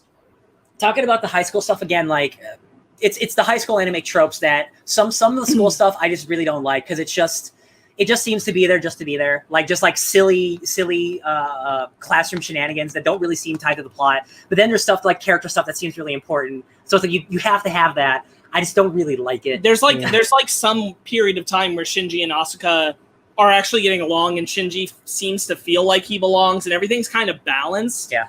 And then it just stops being that way. Yeah. And there's no catalyst to that. They just start being more out of sync. With each other. Yeah. Is it after their kissing session? Maybe.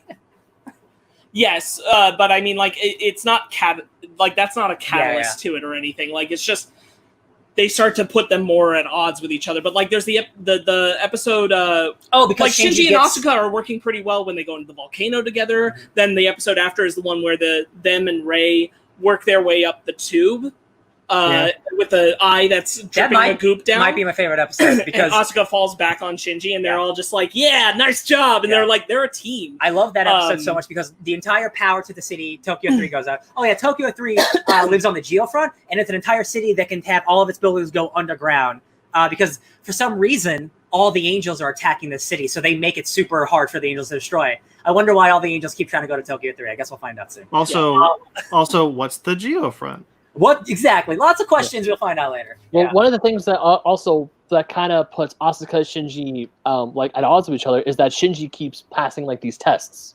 I remember that's true. Yeah. That's true. My point was that there's no they were doing well and there was no catalyzing event, which is you can say that's kind of realistic. I would argue that the catalyzing event is when Shinji actually. I mean, Shinji, there's a part where they're fighting an angel where Shinji kind of, they're doing the same test. Shinji gets first place because Asuka's been in first place the whole time. Then Shinji gets it. He gets the praise. And then when an angel shows up, he kind of gets too cocky. And then Asuka's well, Shinji's the best one, then let's him handle it. And then it falls from there. There's a shitty Shinji line because now he's full of himself. He's this is a man's job. I got it, guys. And then she's excuse me, boy. So I feel you, but also she's a very emotional 14-year-old girl. I could see her getting super mad. I was number 1, and now I'm number 2. Excuse me, sir. No, for sure. Not only that, all I'm saying is that there's no moment where, even after that happens, it doesn't hard shift to them 100% at each other's throats. Yeah. Yet. It's a gradual incline thing. Yeah. That's all I'm saying. Oh, yeah, that's fine. Okay. Oh, yeah. I mean, throughout the episode... The other thing that sets Asuka off, just puts Asuka off, is when she finds out that Kaji and Misato are sleeping together. Yes, because she's jelly. Yeah, I mean, Jelly Belly. when it's a progressive thing was with Shinji and Asuka. Eventually, Asuka just like completely getting out of sync with her Eva.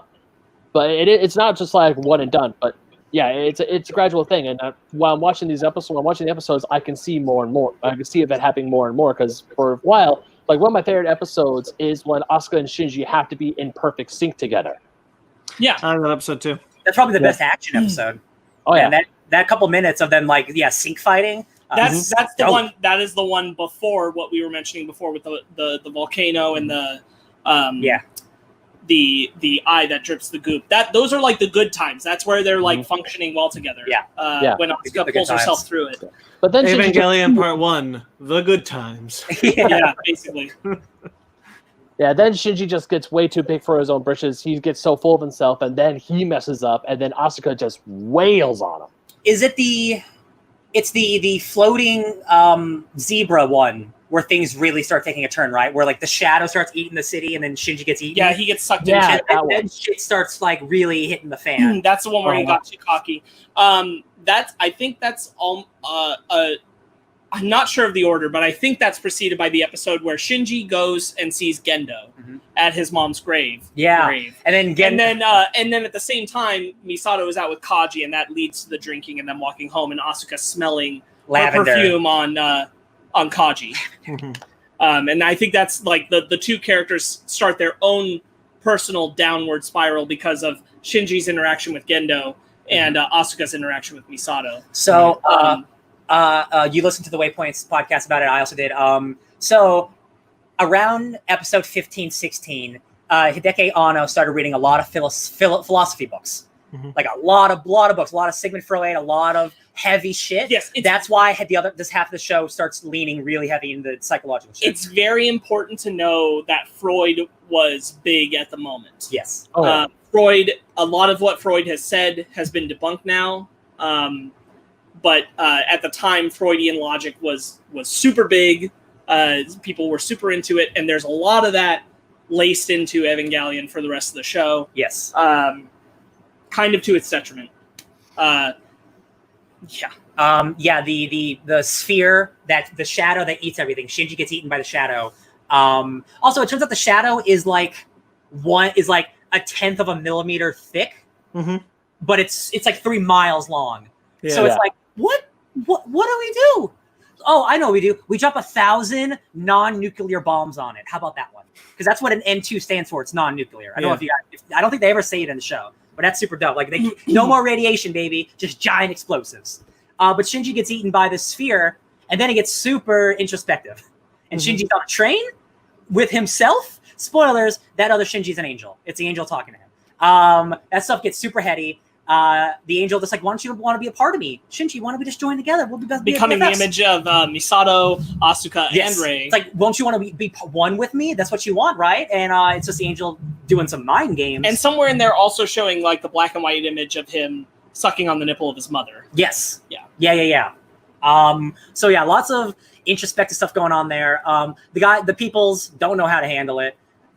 He's in there, isn't he? Like gone for like a month or something. I don't know if that's this. I don't think that's the same point in time as when he. I thought he was like gone for a month, and that's when he reappears. There's the one where he's in there and there's just his suit floating, and I don't know if that happens after the Shadow Void. Okay. I think those two. Right, because he gets dissolved into the. He gets dissolved into the LCL. Yes. LCL, yeah. Which is that happens after he encounters where they decide to do the swap tests. And he goes into Unit 0, and he's like, wait, is this Rei Ayanami? And he sees this weird fish lens version of Rei's face, which we now know is Rei 1, which is living inside of the Eva, and it super messes him up. And that Eva takes over, and it starts banging on the window and trying to kill someone in there. Misato?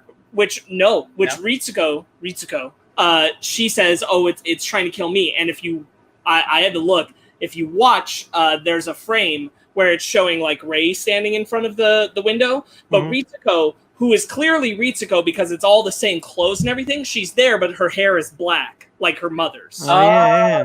Because Rei 1 was killed by her. Yes. Yeah. So hitting at the window to get to her. Oh, that's good.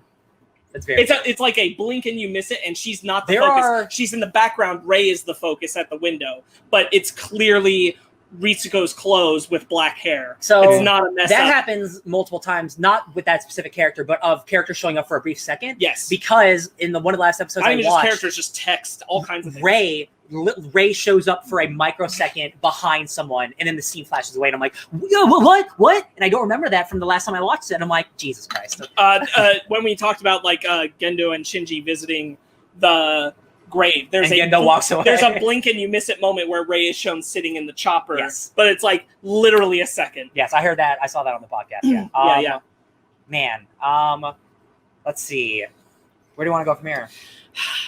So I just like that kind of stuff where we're building up to like, you know, Shinji falling apart. I will say that like somewhere in the mix, certainly by the end of all of it, but somewhere even just the mix of these episodes, I feel like we do the Shinji kind of going into himself maybe like one too many times in the mix of it, and it's like you know, it's between the shadow thing, it's between that and the being lost in the fluid of the LCL.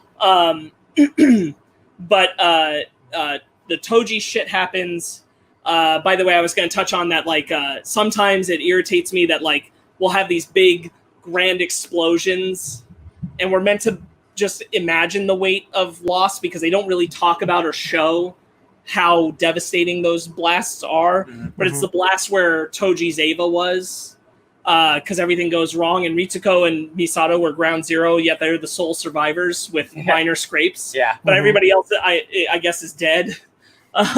Which doesn't make a ton of sense, but whatever. They got plot armor. Yeah, exactly. And that's where the Ava, the angel got into the Ava when it was in transportation in the clouds, and gets gross and locks Toji in, and then the dummy plug is activated because Gendo wants it to be, and so it does the thing we already talked about with Toji. That leads to Shinji deciding to quit. Until an angel's able to take out Asuka. Real quick, that scene where Shinji's in the Ava and it's the dummy plug that's operating it. So Shinji is just watching his mech just kill this kid. He doesn't know who the kid is again, but he's just like, he's doing everything in his power to stop. And he's like, Gendo, Dad, please stop. I do not want to kill anyone. And Gendo's like, I don't care. Yeah, I don't want to die. So guess what? You have to kill that thing. And that is so sad for Shinji. Right. Because that's his whole thing is like, yo, man, I don't want to be a bad guy. He's literally being like, it's not his fault. He's being a bad guy. Like it's so tragic for this. Again, these are all kids. Like we're all emotional now, but being a teenager, like your hormones are out of control. Like it's serious stuff these kids are going through, man. It's rough. Yeah. That causes Shinji to decide to leave until Asuka's Ava's head is knocked off. Which they barely sever the nerve connection. That's what the cool angel with the wiggly arms. Yeah. And Shinji decides, yes, I'm going to go back and pilot, and he goes and he fights, and ultimately ends up going berserk. This is when we first see Ritsuko saying that the Ava, she is breaking of her restraints. Because it's not just armor, it's also restraints. Oh my god, that's again, like episodes like 17 to 19. 19, yeah, that's episode 19. So like 17 is the Toji stuff. Yeah. But like 19 is where the shit is going off and like the armor's from 19 on, it's all just like, whoa, baby. Yeah, like it's all going rough. The explanation of like, it's not just armor, it's restraints to keep their power down. And you're like, oh no, what's happening? Also where we see Unit 1 get the glowing wings for the first time? No, not yet. This is like the organic arm grows out. I'll tell you a fun thing, Ben. You don't see the Ava Unit 1 get the glowing wings in the show at all. No. What you see is the intro.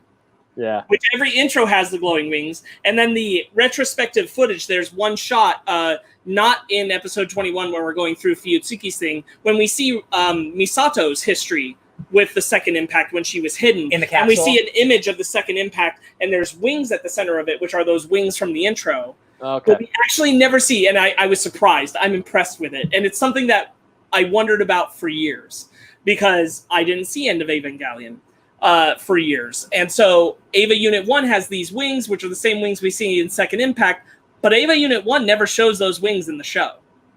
Once. Never. Which is weird.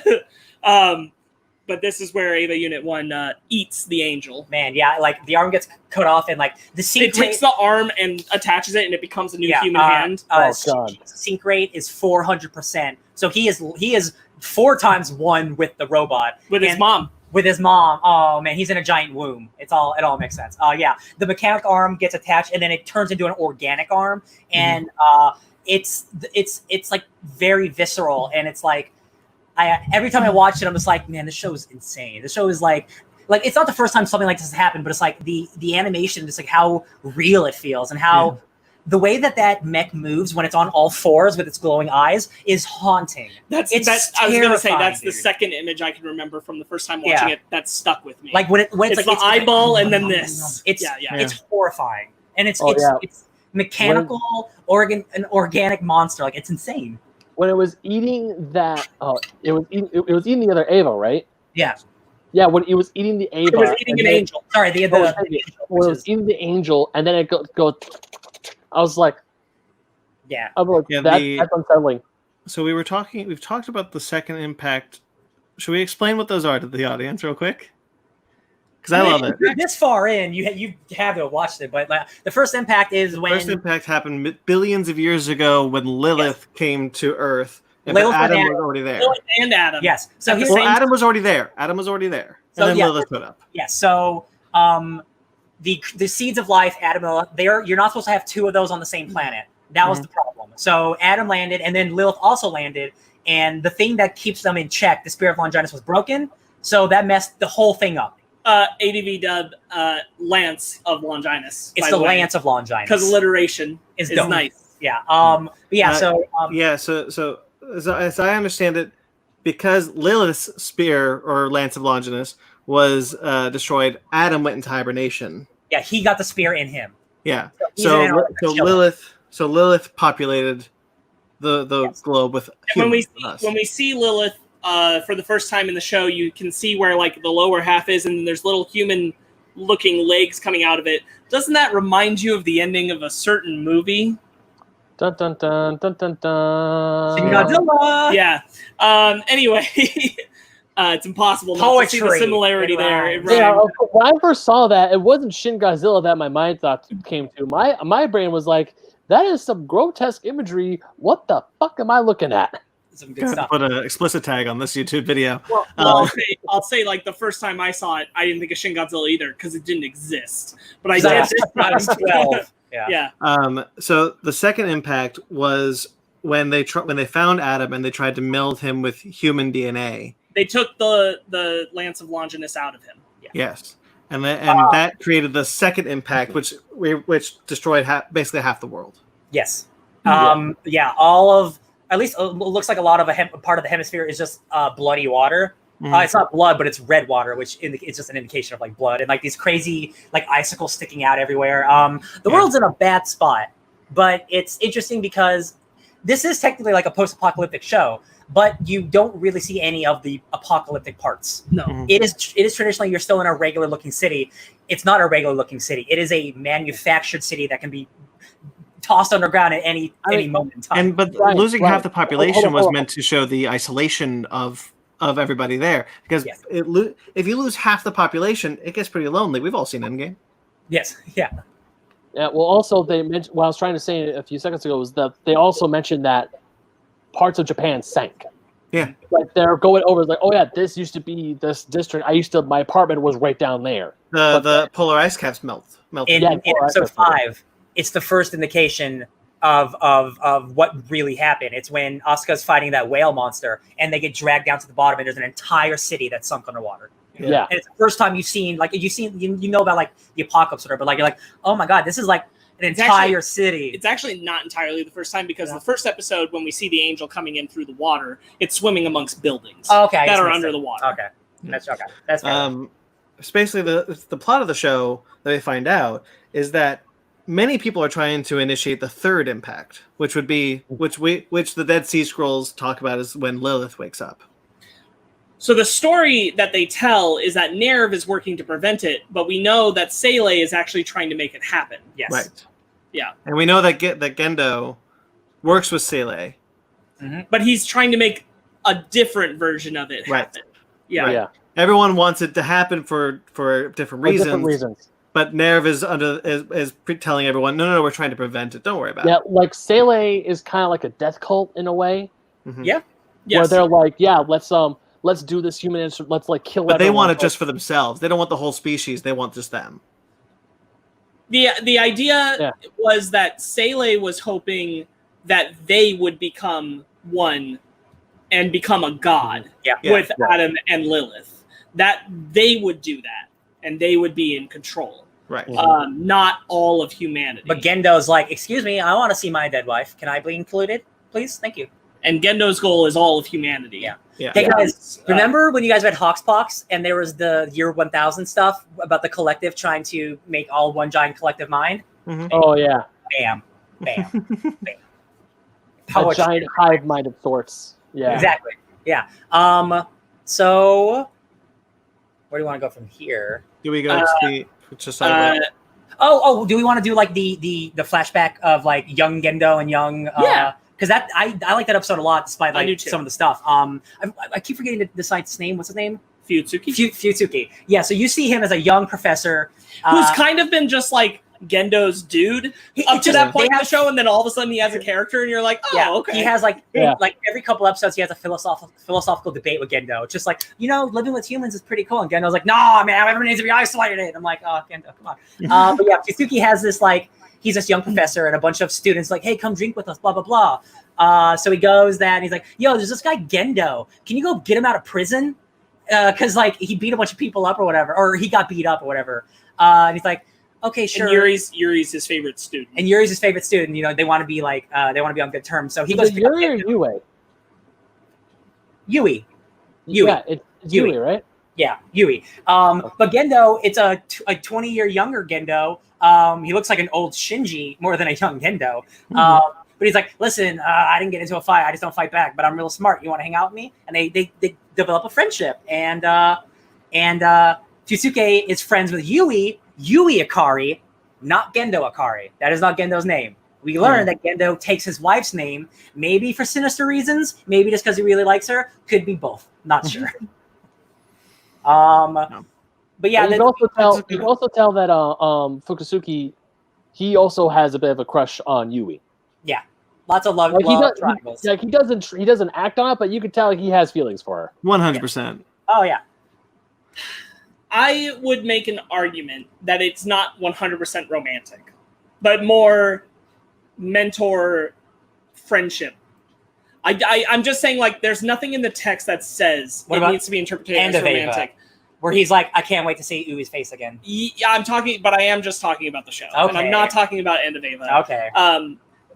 Where it is left, like, just textually, if you're looking at just the show, there's nothing to say that it is a romantic thing. Yeah, it could just be platonic, but I understand that the romantic aspect is easily placed there. I mean, with everything else in this show, I wouldn't put it past it. For sure. Yeah. Gendo, who looks like the shittiest version of grown-up Shinji. Yeah, Shinji's dark future. Looks so gross. Hate him. Yeah. But we learn the thing that I love, that it's not originally Nerv. It's Gahern. Yeah. Yeah, so there was an entire other organization, and then some real shitty shit went down that they had to bury to make their realities come true. So then Nerv happened. I don't know if you guys want to talk about some of that stuff, because that's some heinous shit going on. What does Nerv stand for? It's a German word for soul. Oh, okay. I thought it was an acronym. Nope. No, sorry. not. Gehirn is soul. No, Sele is the German word for soul. Thank you. A lot of words.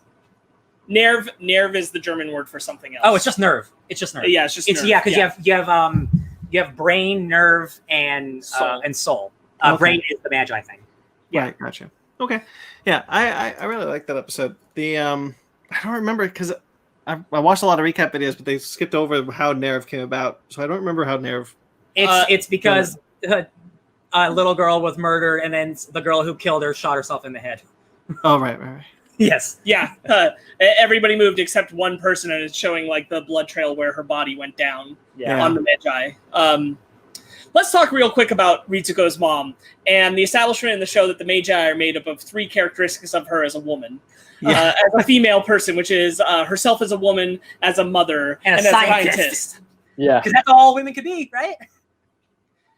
I agree with what Waypoints has tried to say about this, which is like, if the context is supposed to be like her breaking down the three aspects of herself as a personal individual, and that everybody can be broken down into the different aspects of themselves that are not necessarily like every woman is broken down into these three, but this is her personal breakdown, then it's cool. If you try to say that all women are just separated into these things, it's disgusting.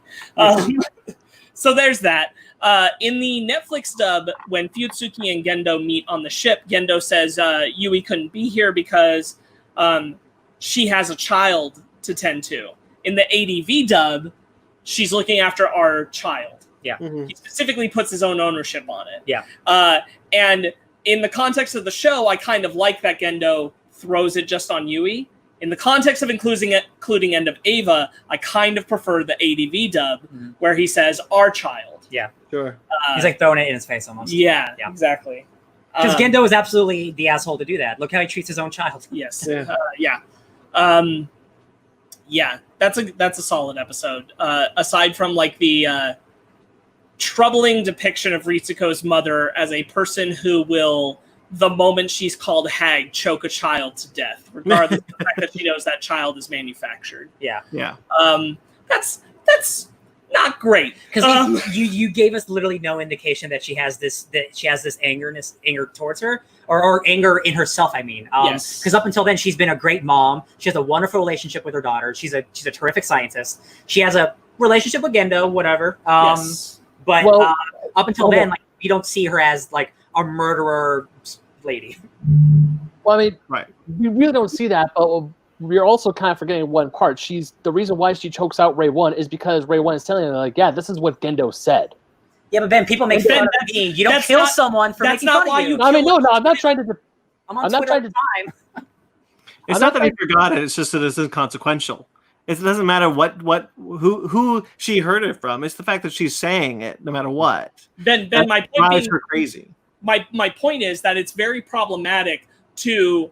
Here's the thing. It's very problematic to depict a woman's relationship as being so fragile that at the moment of hearing that, she's willing to completely murder a child by strangulation, which is not awesome. And then to imply that her daughter is exactly the same person with exactly the same flaws, a character who we've come to know in a different capacity, and it still doesn't make sense, is also not good. Yeah. Right. Okay. I see what you're saying now. This is just the context of like, not great writing for the women on the show.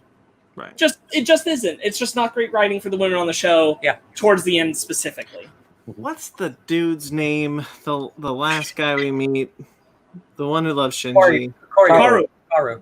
Yeah. Should we talk about him before we move into? He's a 1.5 episodes. I was going to jump to we talk about Asuka's hallelujah moment where her brain is being defiled. Hell yeah. And we see so much of her stuff and her perspective on stuff. I love that episode. Yeah. It's probably one of my favorite episodes because I care so much about Asuka, and it's the part that messed me up, but I mean, the fact that she walks in and she sees her mother hanging, but also, I want to say this is after part of her mom's soul was taken, and she's constantly asking Asuka to die with her. Yeah, dude, it's messed up. Yeah. She's talking to a doll like it's her real daughter, and she's like, "Oh God, that's not my daughter. This doll is my daughter." Oh, that's the effect of the effect of just seeing the door open in the different the different versions. So and good. and just the imagery of like what the show's about. It's about like having a soul and having a vessel, and this doll is not a real thing, but this woman thinks that this doll is her daughter. It's like so many levels of messed up. That episode is episode 22 or 23, and this is where, if you're not watching the director's cut ones, you're really missing a lot of context that clearly was meant to be there. Yeah. When we saw the original version, a whole lot of what Asuka's going through is truncated. But in this version, it's very much expanded. You get a much clearer picture of her. And it's much better for that. Same thing with the next episode, which is about where Rei blows herself up. In the non-director's cut version, you don't get this imagery of a lot of what's happening internally for Rei, and you don't get this imagery of Rei coming out through the angel towards Shinji, nor the Ava unit becoming Rei itself before it blows up. That's so all good. of that doesn't happen in the non-director's cut. I was just watching that stuff. Yeah, and that stuff is so good. I couldn't even believe that's not in the show. It's that's crazy to me. It's very bizarre, but like the director's cut really amplifies all of that and what Rei's doing in that moment. And this is the death of Rei too. Yeah. Dude, Which is sad. that whole fight with like the weird like halo that turns into a snake, that like balloons into versions of Rey. Like, what are just like again, every angel is so interesting and diverse in the way that it's created. There's some truly horrifying imagery too, just in the whole show, but also like the veins going through. Yeah. Oh yeah. Rey. Dude, the scene where Rey dies, where like she's in the Eva and she rises up, turns into Rey with a halo, then explodes and destroys the whole city. I'm like, man, that's some good imagery. Good job, buddy. Yeah, that sticks with you. Yeah, the death of Rey 2 is brutal, especially when Shinji is really depressed about it afterwards. But then is told that Rey is alive, but Rey doesn't remember anything because it's not Rey, it's Rey 3. Mm-hmm. It's the prestige. Yeah. And then he finds that out, and all the Reys are destroyed in front of him. Oh, this is where they go down with Ritsuko, and they see the graveyard of Evas. Oh my god! Which, by the way, again, big director's cut change. Not in the show. In the original broadcast version, there is a single Angel Eva skeleton. Mm-hmm. Not hundreds. Just one, just laying on the floor. It's very bland, actually, in comparison. And the graveyard is just a pit, a big bloody red pit of a bunch of Eva bodies. And I'm like, this is there's a giant, wildly a different impact. A giant cross, right? Yeah, exactly. Yeah. In case you forgot. Yeah. Dude, no, that scene where I keep where Ritsuko has all the Rey clones. Yeah, and she's just like, boop, and then there's like all of them start deteriorating, and it's like, they all start. Oh my god, Parts like, are falling off. Yeah, like I remember some of them smiling too as they're being decomposed. It's just they're laughing. Oh, they don't have a soul. They're just vessels. They don't. Yeah. Yeah, that's another scene. There's quite a few scenes in Evangelion that have messed me up. I'm just watching them going. Where all the Rey heads turn at once to look at them. Oh god, that's just yeah. This is where Ritsuko in the Netflix sub, I think, is performed better because she's much more in a collected state of mind, knowing what she's doing, making her own decisions. In the ADV dub, she starts to sound like she's just completely unhinged at this point. I like this interpretation better. Questionable that Misato and Ritsuko both are like, no, this is okay for Shinji to see right now. This isn't going to mess him up. Yeah, right. Yeah. I mean, they've been through so much already, and like we're reaching an end point. Like I don't know how much more he could see. That like it's like, oh, like I guess I just add it to the pile. Like that dude's been through some shit already. I find it more like it's fine, but like Misato didn't know what they were about to get into. Yeah. She wanted Shinji to see the truth. She didn't know the truth was a bunch of Rey bodies. Yes. Because she's trying to be protective of him. And then we get to the introduction of Karu in the next episode. Who is only in one episode. And like for like 30 seconds at the end of the last episode. He's in it for one episode. But the impact that guy has over not just Shinji and the franchise, but all of like Evangelion's like fandom is really impressive and really just shows what that character means to a lot of people. Despite being evil. I really want to add some context real quick. The director's cut episodes adds in a whole scene where Karu is talking to the monolith of Sele around him. Yeah. Doesn't exist in the original broadcast. So I guess it adds more ambiguity to him. Yes. Now obviously I know who he is, what soul he has in his body, but I do remember, and this could be a dub issue, or maybe I'm remembering wrong. It's pretty implied that he's supposed to be the 18th angel. He is. He's the 17th. 17th angel. He is. And humanity is the 18th. Yes. Then, yeah. Okay. You're right. Because I got confused with that one because I must have gotten the numbers messed up. When the Sele monoliths are around him, they flat out say that they're talking to him and saying he is the soul of Adam. He's the fifth angel or fifth child. And Gendo has the vessel. They say that blatantly too. Which at some point in that episode, we also see Gendo with the eyeball in his hand talking to Yui and the Eva. Yeah. Yeah, I like. It's about here where the show kicks it into like, okay, we're almost done. Get ready to see some shit. Yeah. So Karu is introduced, and he already is just Shinji is implied to be at the end of his ropes at the beginning of the episode. He's looking out at the water, and he's thinking about the fact that Toji and Kinsuke are wrong. Rei isn't real. He can't go to her. Asuka's practically a vegetable. Yep. And he doesn't trust Misato now, and so he feels completely alone. And then in come Karu. just this dude just right next to him. He's like, "Oh, hey, what's up? I'm the new kid who can connect and sync rate with any Ava at his will." I love that every time like he's hanging out with Shinji, it's just like regular stuff. And then anytime any like the bad guys talk about him, like, "Oh yeah, he's the bad guy, all right." And then we just cut back to the cool teenager doing cute stuff with his friends. And then they cut back and it's like, he's the angel. It definitely started before this episode, but it's very strong in this episode. I want to talk about Makoto Hyuga and his clear crush on Misato. Oh yeah, technician who is working with her, and he is ready to execute her own ulterior plans to self-destruct the base at any moment. Yeah. And Hyuga is wonderful. I love him to death. What is the line he says? Like he's like going out next to you isn't so bad, and she's like, "Oh, thanks." Yeah. It's very cute. Yeah, I like that. I really appreciated that. Towards the end of the series, we got to know a bit more about. In Star Trek, they call it the bridge crew, the people who have like dialogue, but we don't know who they are. Ibuki and Hyuga and Shigeru Aoba. Yeah. We really get to know them as characters, which is kind of why it's a bummer in 25-26. It's just Shinji. But I appreciate End of Evangelion because we get more of them and kind of their story kind of wraps up. We'll talk about it. So Kaoru's there. He's hanging out with Shinji. They're getting along famously. Shinji is opening up to someone for like maybe the first time like really ever. And then oopsie poopsie, there's an angel inside the facility.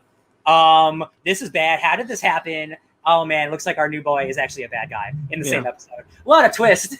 Didn't see it coming. And he crushes him to death. Oh man, that's on a scene that lasts for literally like 2 minutes long. Right. Yeah. That's just like, am I gonna do this? And the answer is yes. With Ode to Joy playing, which Kaoru was humming earlier. Mm-hmm. This is where the biggest gripe for fans has come with the different translation from Netflix and ADV is the translation of what I'm saying is I like you instead of, in other words, I love you. Yeah. Right.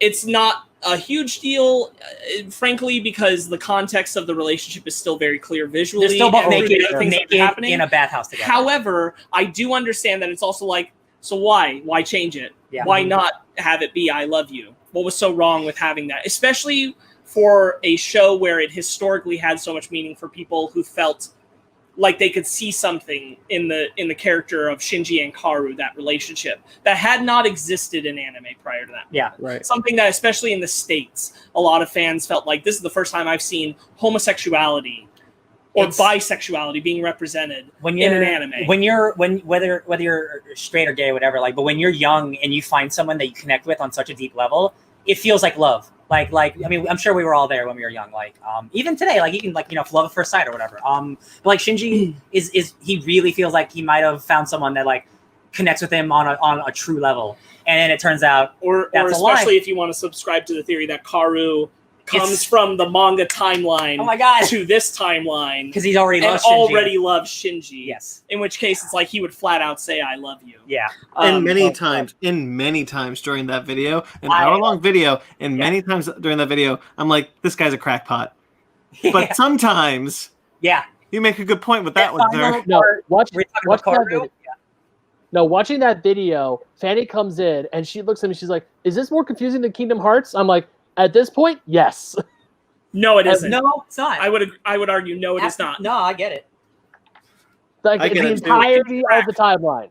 I can track the Evangelion timeline, and I can I can see where it makes sense. Like if you actually you're not going to get all of it from an hour-long video, but if you went down the line and absorbed all that content, you'd understand how it overlays into each other, and you'd understand what it makes sense in as much as Evangelion itself does. Mm-hmm. Kingdom Hearts is a mess because I don't even think the creator really gets it. Nope. So, second phase coming this year. Yeah. Woo! So it is just something where I kind of edge towards. It's not a big deal. It's not like you shouldn't watch the Netflix dub because of this. But I do stand by where I'm like, I understand that this means something to people. I understand that this was very formative for people. And I think that there's just no good reason to have changed it. So they shouldn't have. I wish that they had taken the time to recognize specifically this line. There are other lines where it's like, but this line, it's like, you should have recognized that means something to people and left it as is. Yeah, Go ahead. I was gonna say, because obviously this is my first time watching the show, but I didn't know about that line change because that was like the big hot button topic when Evangelion was finally released on Netflix, For sure. and people were up in arms about it. And when I finally did get to that scene, when I was watching it, I was like, it's very clear that Kaoru has feelings for Shinji. Yeah, Yes. it's no matter how much you change the text, even if it's important, like they are both hanging out naked in a bathtub together. Like you can't get any more explicit than that. Like who hasn't been naked in a bathtub with their friend? No homo, right? not at least 5 months. But I mean, like the second Kaoru grabs Shinji's hand and Shinji doesn't. What? Go ahead, Ben. The second Kaoru grabs Shinji's hand and Shinji doesn't automatically take his hand away like he has with Misato, like he has with Asuka. Yeah. And it's it's very clear that Shinji may have feelings for him, and it's also the C word, because when he says, in other words, "I like you," I kind of saw it as they're all in high school as a way of not going at someone's straight up saying "I love you." It's kind of like when you're in middle school and high school and you really like a person, it's yeah, I like you. Yes, but I do get what other people are saying, whereas but if you take away the whole "I love you" part, that changes the scene. So the translation thing, because this is brought up in waypoints. So in Japan, they have a word that we don't have. That basically it's the term for like. It's between liking and loving, right? So for some people, or at least for the translator, his thing was the actual word that they use is not love. It's the teenage version of I like you. So for him, not saying he's right, for him, he felt that the I like you thing felt more romantic teenagery than just saying I love you. I think both work. I really do. I do too. I understand. I'm not taking it away. Yeah, for sure. I totally understand the history of people feeling why did it have to change if it was already pre-existing for Americans that watch the show as one thing. It feels like you're trying to bury it. Yes, and I understand that, especially for people who are more sensitive to it than me. Yeah, I totally get it. Oh yeah, so do I. I still think the intent is there. Yeah. Yeah, so it super sucks that Shinji feels deceived by Kaoru. And they have to have a cool fight where Kaoru hangs out outside of the mech. He's just floating. He's fighting Ava floating too. like Magneto, just chilling. And Rei 3 has made her way down and appeared above Lilith because Rei 3 is tuned into things now in a way that no Rei before ever has been. Yeah, right. She got all that knowledge. Yeah. And Kaoru notices her, which is shit that matters for End of Evangelion. Oh, yeah. But not so much for the next 2 episodes. Yes. 24 is a pretty powerful episode. Before we move on, I just want to talk about how did you guys feel? Because I don't think Ryan or I can remember, but how did you guys feel having watched this episode and knowing there were 2 more? Well, look, I've seen people wrap up some things real quickly, so I'm you can still do it. But I just don't think there's a lot left. I don't know how you can do that so quickly. Yeah. Right. But I also knew that End of Evangelion was coming. So I had the knowledge of End of Evangelion to be I guess at least if he doesn't wrap it up too well, End does. So I'm sure there is an ending that he did. Yeah, for sure. Yeah. When I got to the episode with Kaoru, I was actually surprised how late he showed up, because I thought he eventually grows a relationship with Shinji over time. It wasn't just a one and done episode. So for me, I'm and then when I just double checked the episode list, I'm I only have 2 episodes left.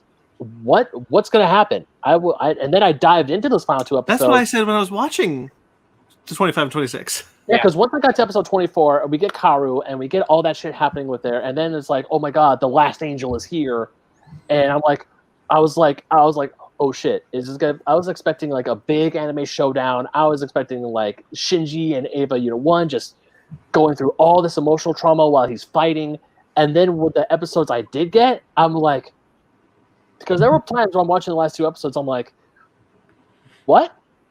I had a legit moment. I was very confused.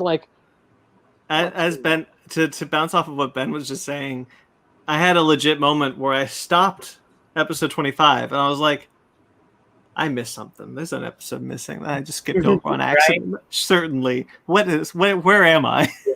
Imagine, man. So now that we're here, it had major production problems near the end of the show. As you can clearly see, it's a lot of no animation. Mm-hmm. It's a lot of people talking, being introspective. So if you look into it, there's a lot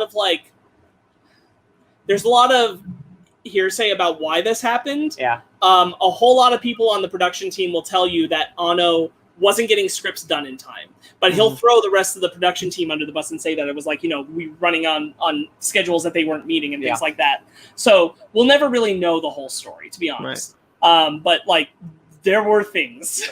As a storytelling device, I actually think the animation works really well. As Shinji is being stripped of himself, the animation strips back. I mean, go ahead. Okay, because when I was watching, especially episodes 25 and 26, I saw quite a bit in like recaps and like the philosophy, like explaining the ending of Evangelion. There's the scene. It's just like the black lines are drawing Shinji and a bunch of stills just happening in very rapid order and behind him. Like that's what fills him out. That's my favorite part.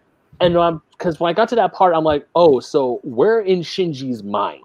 Yeah. This is happening. I think that's where I finally got it to like, this is Shinji finally facing every single inner demon that he has had his entire life. The abandonment of his father, his hatred towards his dad, the wanting to be loved by his mom, his trying to form a relationship with Asuka and Rei, and even some repressed sexual feelings that he may have towards them.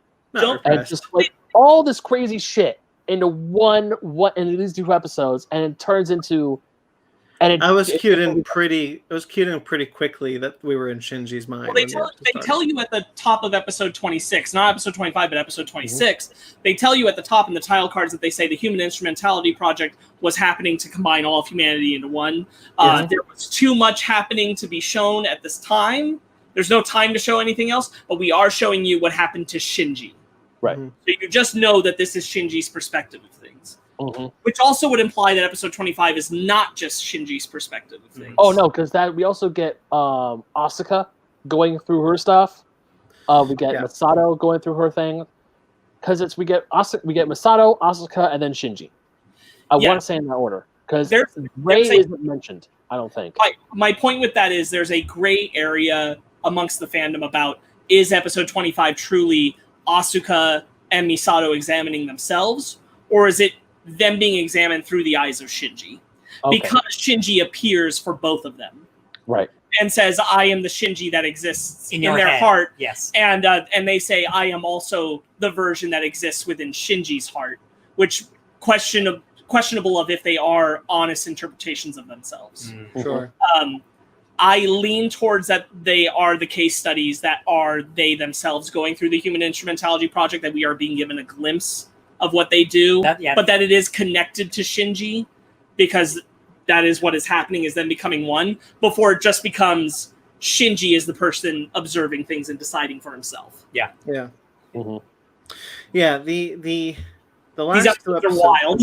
Yeah, the last two episodes are definitely some of the most experimental I've seen in anime. I haven't seen a lot of anime, so that's not a high bar, but it is definitely something. As a fan of experimental, crazy, I like David Lynch. I love David Lynch. Right, that dude's the king of experimental nonsense. Hearing all the controversy about how much people hate the ending, and then finally seeing it, I get it. But I'm a guy who likes weird endings, so the congratulations ending, I'm all about it. Yeah. I really am all about it. The way we get there, I might I wish they could have figured some shit out instead of just do that. One thing that it took me so long to realize is that ending is meant to be happy. It's a good ending. Yeah. Shinji has let down his AT field, right? You know what AT stands for? Absolute terror. Absolute terror. That's so awesome. Yeah. Absolute terror field. Get out of here. And he lets it down and allows his consciousness to be melded with everyone else in the Human Instrumentality Project, which is why everyone's clapping. That's supposed to be happy. That's the end of the human race. It's there's so many things going on. It is a happy ending. Is it really a happy ending? Because all of humanity is now one single thing. There's a huge case to be made that this is a bad thing because the people of the planet did not ask for this, despite it living in the apocalypse. It's really like we're just doing what we think is best for humanity, which is very much a bad thing to do. So that's why I love the ending, because it is absolutely, man, you did it, Shinji. I'm so happy for you. We're all dead. Yeah, pretty much. We're not dead, but we're not individuals anymore. We're a single thing. Congratulations. You might as well be dead because you've lost all sense of self. Exactly. So like that's why I love the ending, because it is so, you take it however you want to take it, man. It's a mess, and I like it much more than the end of Evangelion ending, where that is a much more definitive sad ending. Whereas this one's just like, it's happy. Don't look too much into it, though. But my interpretation in rewatching them with End of Evangelion has been that the congratulations is the prelude to when Shinji breaks the singularity. Yeah. But my whole thing is for us. So two things. I think 25 and 26 would have been stronger if we had not done the episode where Shinji was lost in the LCL. Yeah. And he basically had the same argument with different words. Sure. It's true. Now, here's the thing. He's asking different questions of himself in these episodes, which is great, but the answers are the same. And the answer that Shinji comes to is the same, except for the way that Shinji decides to break through and acknowledge that I want to try to be myself. If I can just appreciate myself, I can make maybe not, everything will be great, but like I want to see tomorrow, and I don't know if everything will be great in the future, but at least I want to try. And as a story that is supposed to be about Shinji's depression, that is a better version of like not saying there is no cold hard fix to Shinji's depression, but there is an amount where he gets to decide, I can take the next step. Yeah. And I can make that choice. And I kind of agree with something that the people on Waypoint say, which is that I think the ending would have, the perfect ending to me is ambiguous, which is that Shinji breaks the glass and then there's white and nothing. And you are left to interpret what that means, because the future is unknown. And that's what Shinji is throwing himself into. An unknown future where every time he's going to keep trying, even if, he says specifically, even if I keep coming to the same conclusions, even if the same things keep happening to me, I'm going to try. That's what depression really feels like, is trying to just get yourself through to the next day. And that's what trying makes, to take on the hope that, I don't know that I'll be okay today, tomorrow, all that, but I like to believe that in the future I will be. Yes. Mm-hmm. And I think that would have been a stronger conclusion than him breaking into the congratulations, even though the congratulations is like it's super iconic to me in a way. And I kind of like it for that. I do think the stronger emotional ending is the unknown for Shinji. He breaks through and it's unclear what will happen in the future because it's unclear to Shinji, but he wants to try. So the same dialogue, the same emotional beat, but not the congratulations. One of the things that I actually find interesting about the end of the show and the end of Evangelion, the movie, is that it should be reversed. Yeah, at the end of Evangelion, he stops the Human Instrumentality Project and maybe saves the human race, I guess. But it's meant to be sad.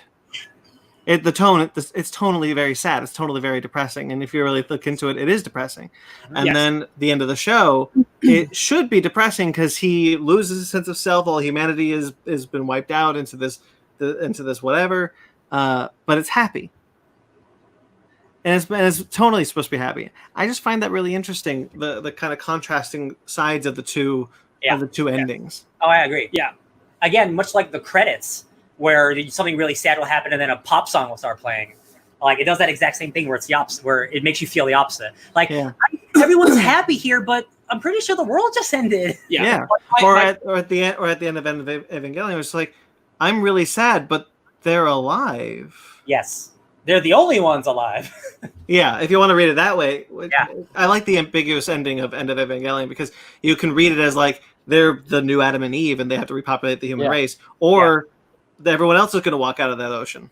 Yeah, there is a line that directly says everyone else can come back to life if they find their way. So at the end of Evangelion, so like that is, I guess, also a happy ending. But like Shinji specifically, his actions at the end of that movie are not good actions. Yeah, because he is trying to say Are we talking about End of Ava? I think let's just wrap on the 25-26 stuff. I just want to talk about sure. I just want to talk about in 25-26. There's some stuff where I find the black box theater motif to be a little ham-fisted, but I understand that it was early on in this kind of experimental stuff, so I understand the choice. But some of it works, some of it doesn't. I wish that we were given more clear context of that we are seeing Misato's true experiences and Asuka's true experiences in the Human Instrumentality Project, rather than the vagueness of are these Shinji's painted images, just to make that feel more fully fleshed out. Because I'm much more interested in knowing that they're recovering through their experience rather than it possibly not really being theirs but belonging to Shinji. Yeah, I got you.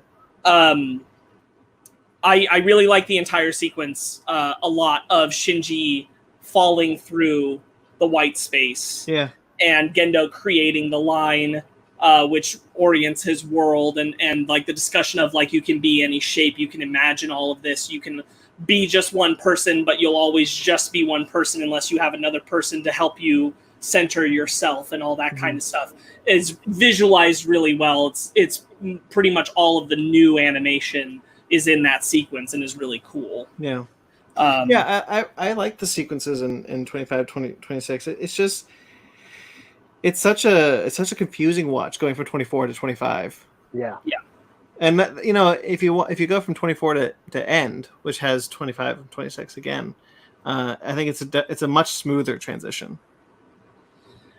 Sure. I mean, in an ideal world, outside of 25's very beginning, which is taking place moments after the end of 24, there's a perfect world where you edit in where the things of 25 and 26 actually fit to End of Ava, and things like that. I'm just going through a couple of notes that are specifically about the show before we move into End of Evangelion real quick.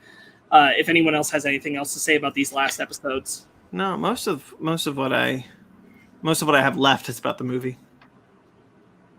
I do really like the show, but for me the movie solidifies the whole thing, because I think a lot of the heavy themes are in the movie, and they're kind of expressly stated that this is what we've always been building towards. This is what the themes of the show are. And I think there's a lot of interesting stuff to dig through. I agree. But much like an Endgame, there's no way you can watch that movie without having the thing before it. No, absolutely not. Right. I feel bad for people who are just oh, there's a new anime movie out? Oh my God, what? Why is he jerking off into his hand? Oh God, right? Jesus. What's your favorite angel from the series? What was the one in space, the Technicolor one? That dropped the orbital bombs? Yeah. Yeah, it's cool. I like that one. I want to say the pyramid one, the diamond one. Yeah. Where they had to fire a sniper rifle at it. I want to say that I'm pretty sure, but the one I remember the most is the big giant eyeball with the wings. Yeah. Yeah. What about yours, Ryan? I like them all so much. I mean, I really like. I don't think she counts. I really like Lilith's design, even though she's. She's not Adam, but she's just a Lilith or whatever. She's the black seed of life. Oh yeah, we didn't touch on the idea that the Geofront in Japan, that's her seed of life. Yeah. Yes. It's the moon. It's the black moon. Yeah, that's so wicked. Yeah. Yeah. And they just kind of built inside of it and created and that's why she was there. She was always there. Mm-hmm. The white moon, Adam, was in Antarctica. Yeah, I think my favorite is the black and white sphere, because that's not the Ava, it's the shadows, the Ava. Yeah. Or the Adam, excuse me. So I will touch on a couple notes here. In episode 19, Shinji's strongest moment is when he's trying to get the Ava to go for him. Before it goes berserk, he says, "Everyone will die, and I don't want that anymore." Just hitting on how Shinji wanted everyone to die before that. Yeah. And I really like in the Netflix dub, it's a lot clearer that the different actors, the different voice actors, are repeating the moments of Asuka saying things in Asuka's case study. Mm-hmm. than in the ADV dub. It's not as clear that it's the other voice actors doing it, but in the Netflix one, you can clearly hear like, oh, this is Misato. In the regular one, Asuka. it's just Asuka. It's just Asuka all the time. That's what I thought. Yeah, it's much better to have it be these different voice actors and Asuka saying, no, that's not me. That's not me. Yeah. Ritsuko and Misato both exemplify relationships with abusers of different kinds, and it's a real shame that there's no stronger stance given to their struggle against these patterns. And even though Misato comes out on a little bit better in the end about it, these are probably their weakest characterization elements, are the things related to this idea of like them being in these relationships with the abusers as a pattern of like women being desperate for the affection of bad men. Yeah. And it's a just sucks that that's the only perspective given in the show. Girls like bad boys. We can go on to End of Evangelion has expands on two sequences that you see in 25 and 26. I'm so bad with names. Misato? Misato, thank you. Her lifeless body and then the other one's lifeless body. Are in those last two episodes, and you don't know why they are. You don't know what happened, but you get that. You find out in End of Evangelion exactly what happened. There is that opening fight with Sile invading Nerve is messed up. I love it. But you know what's more messed up? The opening. Yeah. Where he jerks off to Asuka's comatose body, which we cannot not talk about. Yo, Hideki Anno, what's going on? So here's the thing. I like a lot of things in End of Evangelion, but I really, really hate Shinji. And the thing is that nothing in the show ever made me hate Shinji. He felt like a victim. He was narcissistic and selfish, but he was never a bad person.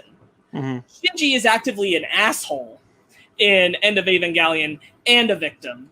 But that's not an excuse, and it sucks. Yeah, he regresses all of the progress he made, and in End of Evangelion, he's back in his shell. Even worse than before, where he doesn't even talk, where he's just sad all the time until he actually does something. And I'm like, I just watched 26 episodes of you learning how to overcome this, and now we're literally back to square zero. No, that's what I thought too.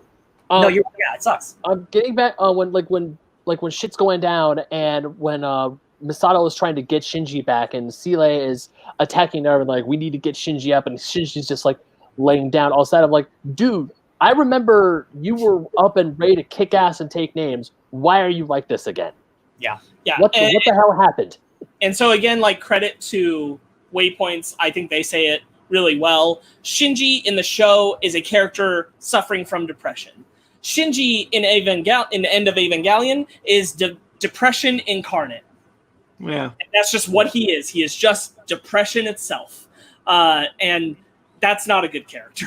No. And it's not a good character arc, and it's really crappy. I think sorry, if you want to touch more on that. No, go ahead. No, Ben. Are you talking to me? Okay. No, but I mean, going back to the original tour, talking about the scene with Shinji over Asuka's comatose body, and I was like, what? Like, when they just when it's just Shinji over Asuka, and that we hold that scene for way too long. It holds on it so long. Yeah, I'm like, what the hell is going on here? And we get that split second of that. It's real time. And then we get that shot with his hand. I'm like, doesn't he even say to himself like I'm so gross? I'm the lowest. So gross. In the original dub, he says, "I'm effed up." Yeah, he swears. Yeah, he says, in the ADV dub, he said, "I'm effed up." I mean, again, it's not okay because you recognize that it's bad, but you still put it in your show, or your movie. You know what I mean? Like, you're not subverting my thoughts. No, he wants you to hate Shinji. That's why the sequence is in there. I don't know why he does, but the sequence. The only thing that makes sense to me why that sequence is in there is because he wants you to hate Shinji. I just don't understand why you make it again. And he's going through lots of depression himself, so like he might just be in a completely different mindset while making this movie than making the show. Yeah. But he just had the entire show try to help us make us sympathize and like relate to Shinji and help him overcome his trauma. Why would you make the sequel thing not that? Why? I don't understand why he'd choose this. Is what I mean. Oh, I agree. From a tonal story point of view, there is some stuff that I saw that there's some hearsay, and we don't know if this is true or not. But he he made the movie. He obviously made the movie in response to the criticism of the last 2 episodes, but there's some sites that I've seen to speculate that it could have been spiteful. Yeah. And he was kind of doing it to be like, okay, fine, you want the answer.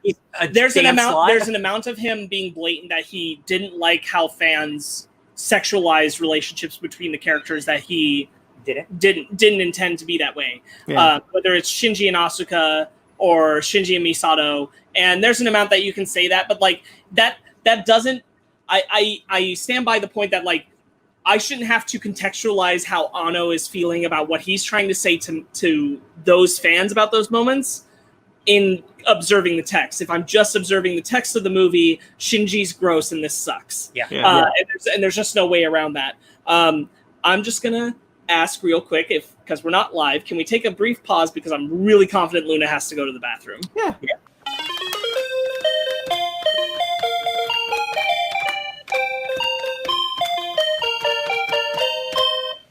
Were we at a specific... Masturbation. So That should be the cut. so Shinji's gross, and it sucks, and it's just like regardless of what you were bringing up, Brandon, like how he's trying to kind of like stick it to the fans of the sexualization of Asuka and things like that. This is not the way to do it. This is just like you can do something, but this is very hard for me to get over as acceptable in my appreciation of what End of Evangelion does do well. What it does with Shinji in almost all aspects of it is hard to accept. Sure. There's a version of a story where you're saying that Shinji, because in doing this, Shinji has just become an abuser. Yeah. There's no way around it. Shinji is now an abuser.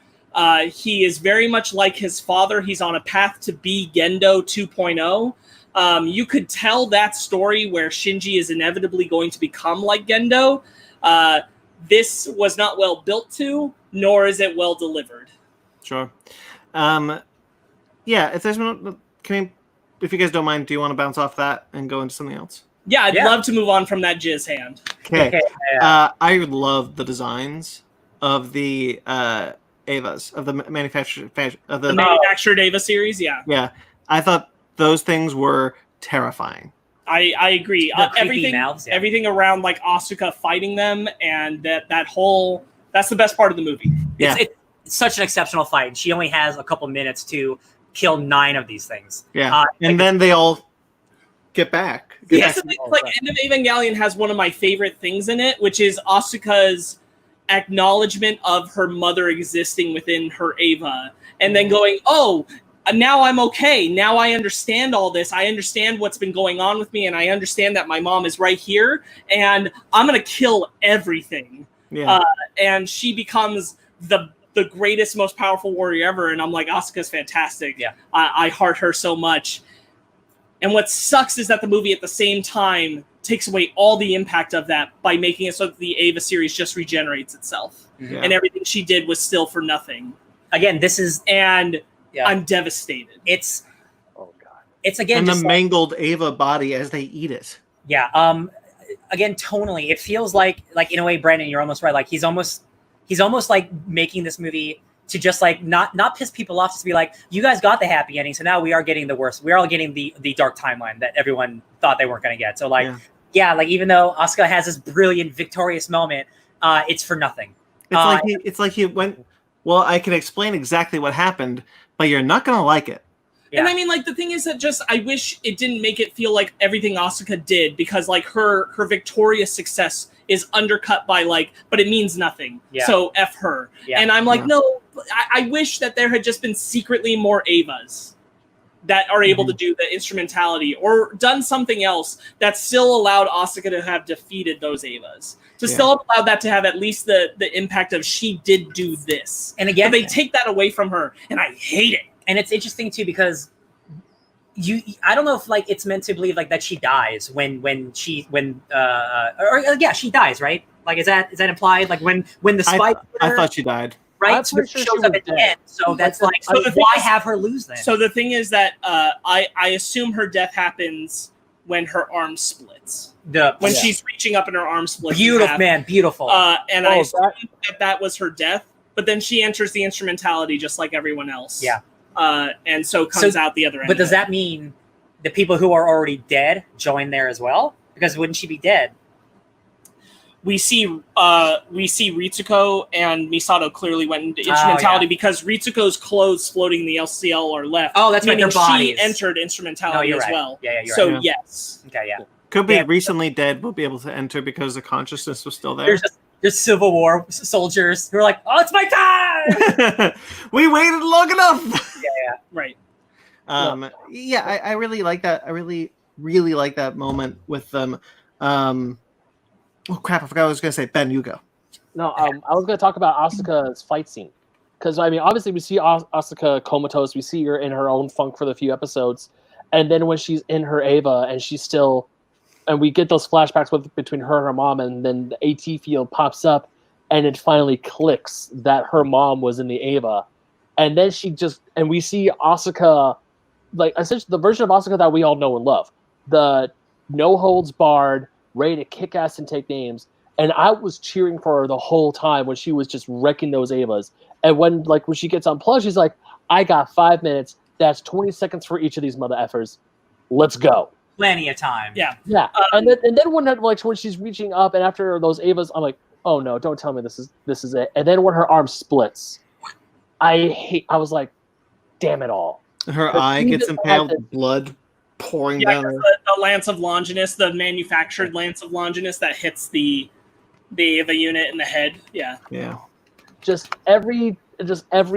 all those things, and when the other Evas come in and start eating Unit 2, I thought that's it for Asuka. She's done. She's done. She's dead. She ain't coming back. And that's pretty much true in a fashion. Yeah.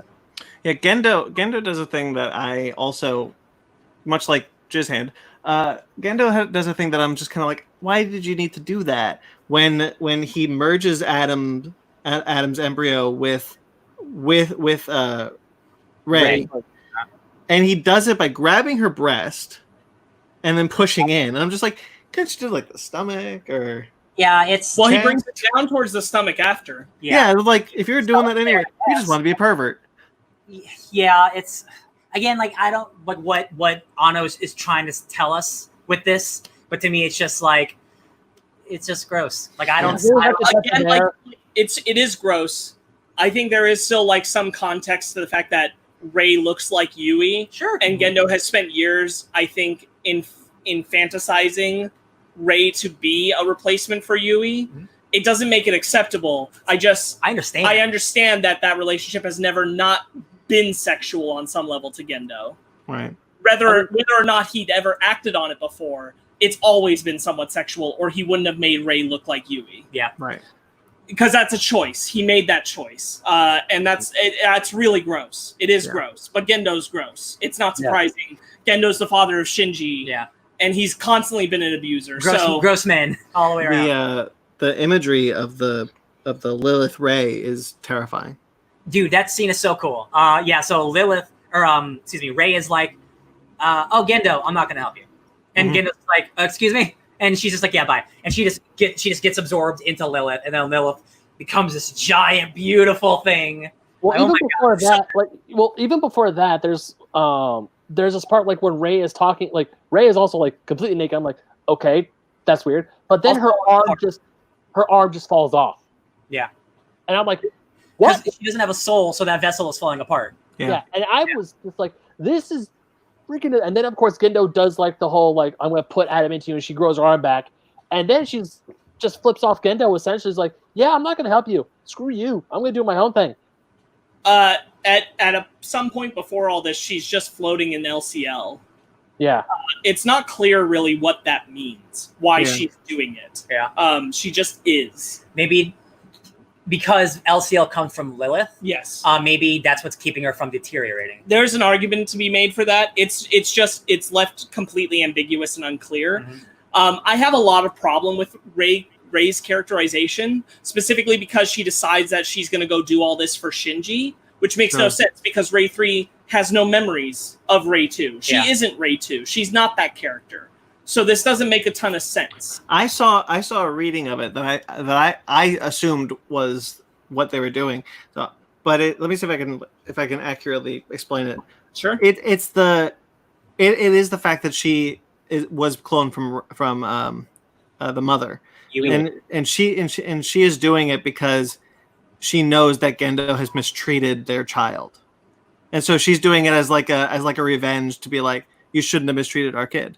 I think that's doing a lot of reaching. Yeah. Especially because nothing in Ray 2's existence gives us any indication of that. And this is a further stretch removed than that from the initial Ray.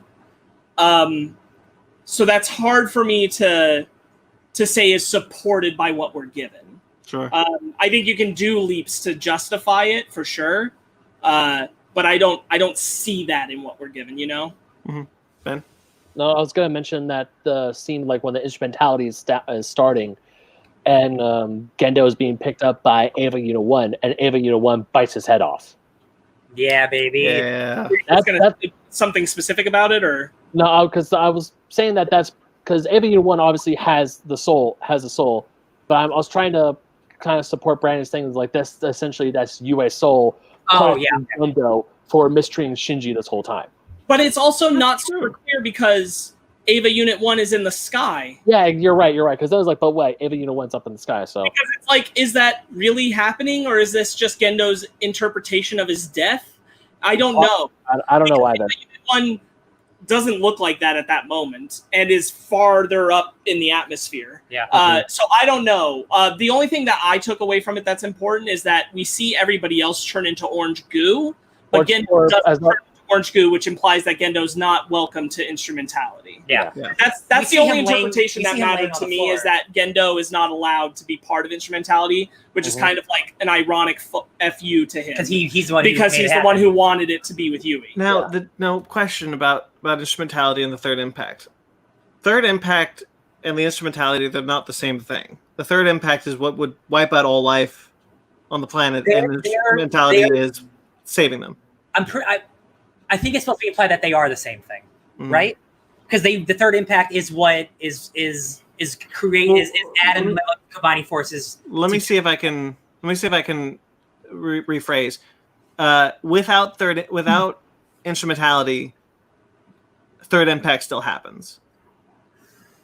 Yeah. Oh. Yes. So look, third impact is Lilith's connection with Adam. Yes, to create the super god. That's the super god. That's third impact. That's why they don't want them together. Human instrumentality project is the combination of all humanity into one, which is what Gendo wanted to happen, and ultimately what is happening by the choice and will of the Rey Lilith thing that decides, I'm going to do that, but not for Gendo, for Shinji, and let Shinji decide. I see. Which is a little infuriating. But because Sele's version was different, what they wanted was different, so we know that it's not the same thing. Right. Third impact starts it, but they were going to try and make it do a different thing. I think the third impact, it's what allows it. Like killing all those people is like what sends them to the human instrumentality project. I think they are simpatico together. Right. Like you need one to have the other one basically happen. I think. Because I could have sworn that, because when I was watching the videos like explaining it, they're saying that they want to start the third impact because the third impact will trigger the human instrumentality project. I think so. Right, which means that they are not necessarily the same thing, though. Yes. Right. Which is what I was asking. Like, there would have been a third impact even if they hadn't created instrumentality. Oh. Yes.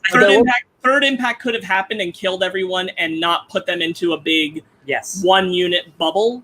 Because second impact didn't do that. Yeah, right. Before we start talking about like the human instrumentality project and all that fun stuff, there was one thing I wanted.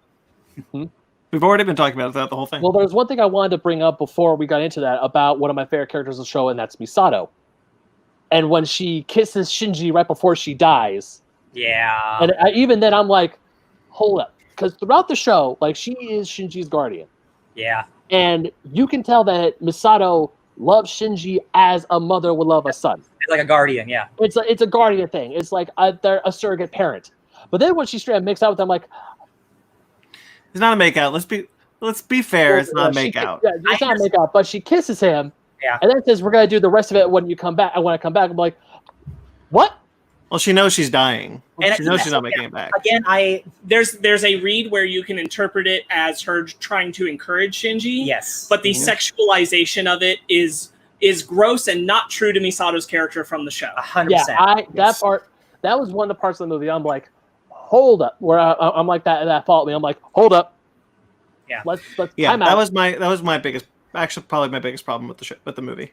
The worst part about it is that at this point, because of how they've written Shinji, this is not Misato caring about Shinji as a person. This is now Misato being forced to care about an abuser because they are not doing anything for themselves, which is never a position she's been put into with Shinji before. Yeah. Right. She's been supportive of Shinji, but she's never had to literally drag him around. And that's what all this whole movie is. This is a disgusting turn of Shinji into being archetypal chosen one, but I am the emblem of depression itself. Yeah. Rather than Shinji being a person who can make a choice, but is a victim of things. Yeah. And that is why so much of what happens with Misato and Shinji in this movie really, really just sucks eggs really bad. Yeah. And again, like I'm so curious about the mindset behind making this, because almost all the characters are different and not in good ways, and like in really regressive ways that people love that show. That those characters are not in this, except for maybe Asuka. But not that bridge trio. That bridge trio shines in this movie. Oh my god! Oh yeah. I got the most screen time. Yes. Man, yeah. Yeah, I like them a whole lot in this movie. There's a particular part where like the Lilith Ray comes up through them, and I think it's It's Aoba. Maya. No, it's Ibuki who freaks out, but Oh, yeah. Aoba's looking at it. He's like, "Well, this op failed." Oh yeah. Here's the thing about that, because when Ray shows up, she essentially, like Ghost Ray, transforms into what they want to see, except for the guy with the long hair. I can't remember his name. Aoba, thank you. Like Aoba is just cowering under a chair, screaming when a whole bunch of smiling rays touch him, and then he just bursts into orange Fanta. Yeah, and then that's the instrumentality. That's them turning into LTL. And then like when oh god, is it Ibuki glasses guy? That's not Ibuki. Ibuki's the girl. Oh yeah, that's Hyuga. Yeah, Hyuga sees Misato, kisses him, instrumentality. And for Ibuki, she's like screaming and freaking out, but then she sees Dr. Ritsuko and she's hugging her, and then finally splurt.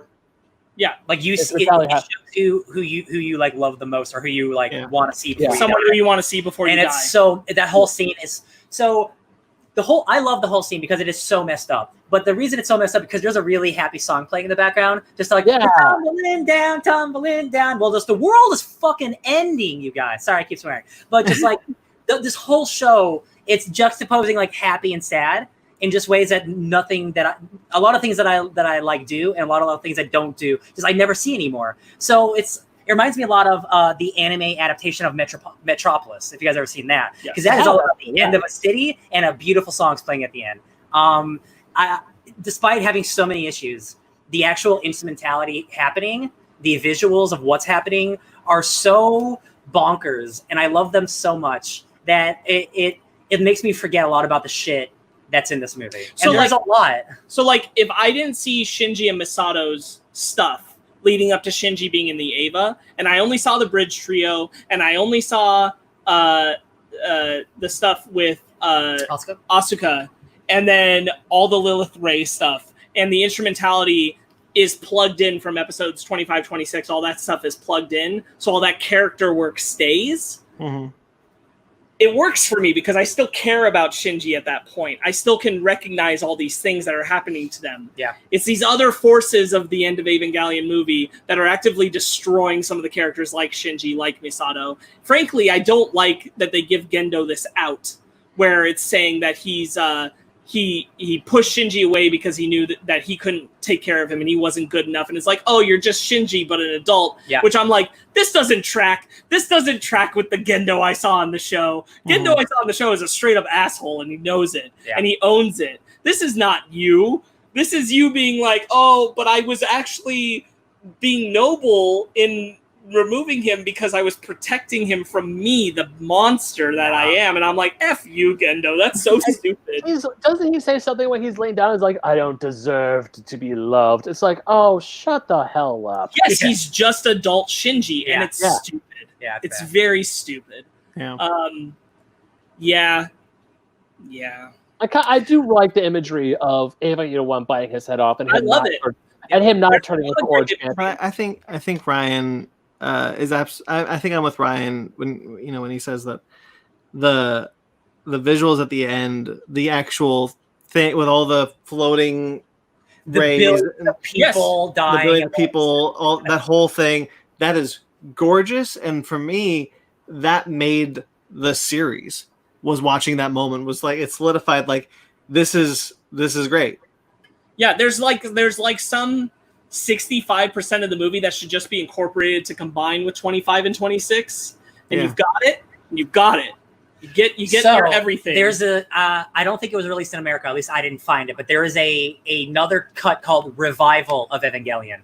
That is Death and Rebirth and End of Evangelion as one movie. So it is the clip show and the End of Evangelion all in one thing. And I wonder if that is the way to watch all this. Because that is the through line of what I think Anna wanted. If it takes out Shinji masturbating over Asuka's body and things like that, but I don't know that it does. Yes, so I'm very curious about that version because that is one of the more recent ones of the edits that I haven't seen. Personally, this is one of those things where I sit there and I'm like, I kind of want to re-edit this myself to include 25 and 26. And I would keep the moment where Shinji goes to Asuka and asks her for help, and then I cut it. And then, right before he turns her over and we see her like her naked body, it's like I'd even leave the kiss with Misato and Shinji, but I wouldn't have her say the line about it, and I'd make it shorter because like I don't mind there being a kiss moment. There's something that can be protective and comforting about that, but they clearly sexualize it with the length of it. They definitely do. Man, with how Shinji approaches sexuality and his own sexuality, like I completely get Misato being like, I'm gonna give you a kiss, and like maybe tease like, hey man, that's what being an adult's like. Get through this, and who knows what's in the future. But like the fact that it's just so, I'm gonna bang you after this, bud. That's like, it's so gross considering that's like his mom. Like it's again, it's so anti the original show. I'm just like, there's a lot of Freudian stuff about like wanting to bang your mom because it's there in Shinji weirdly having sexual attraction to Rei that they'll hit at times. It's there in the way that both that Kaji kind of looks at Misato. It's there in the way that Gendo goes after Ritsuko and Ritsuko's mom. It's there in Shinji's unfortunate sexualization stuff with Misato.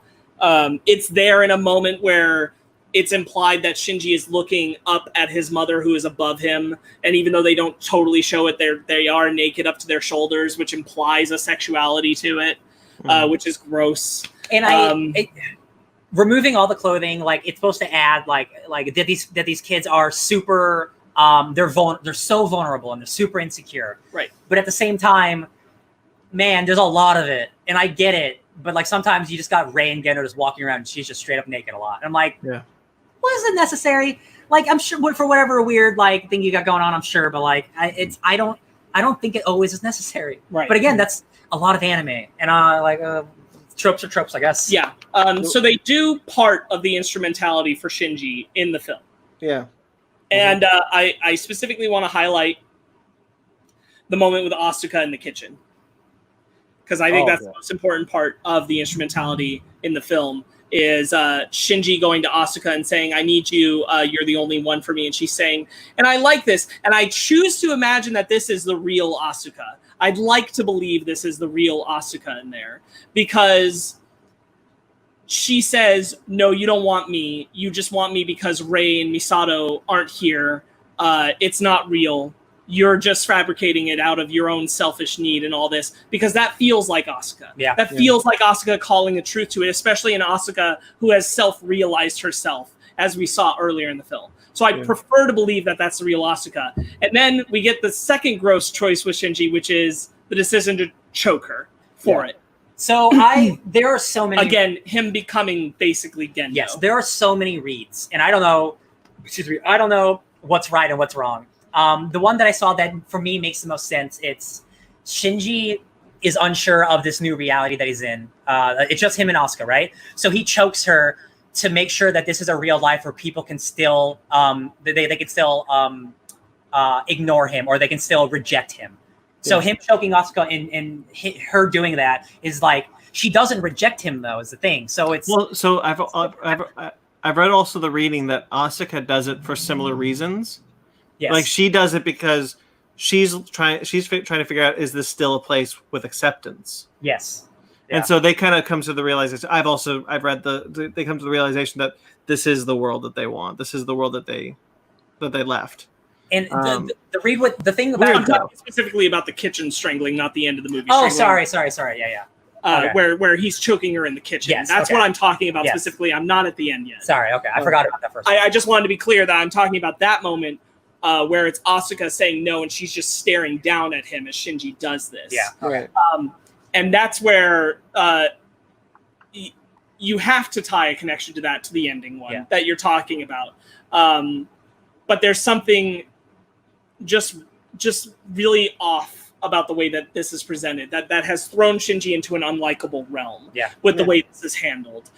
This is not dissimilar to when Ritsuko's mom chokes Rei, that it's just, oh, this is not awesome, not great. They do some stuff with live action in the instrumentality where we see live action footage.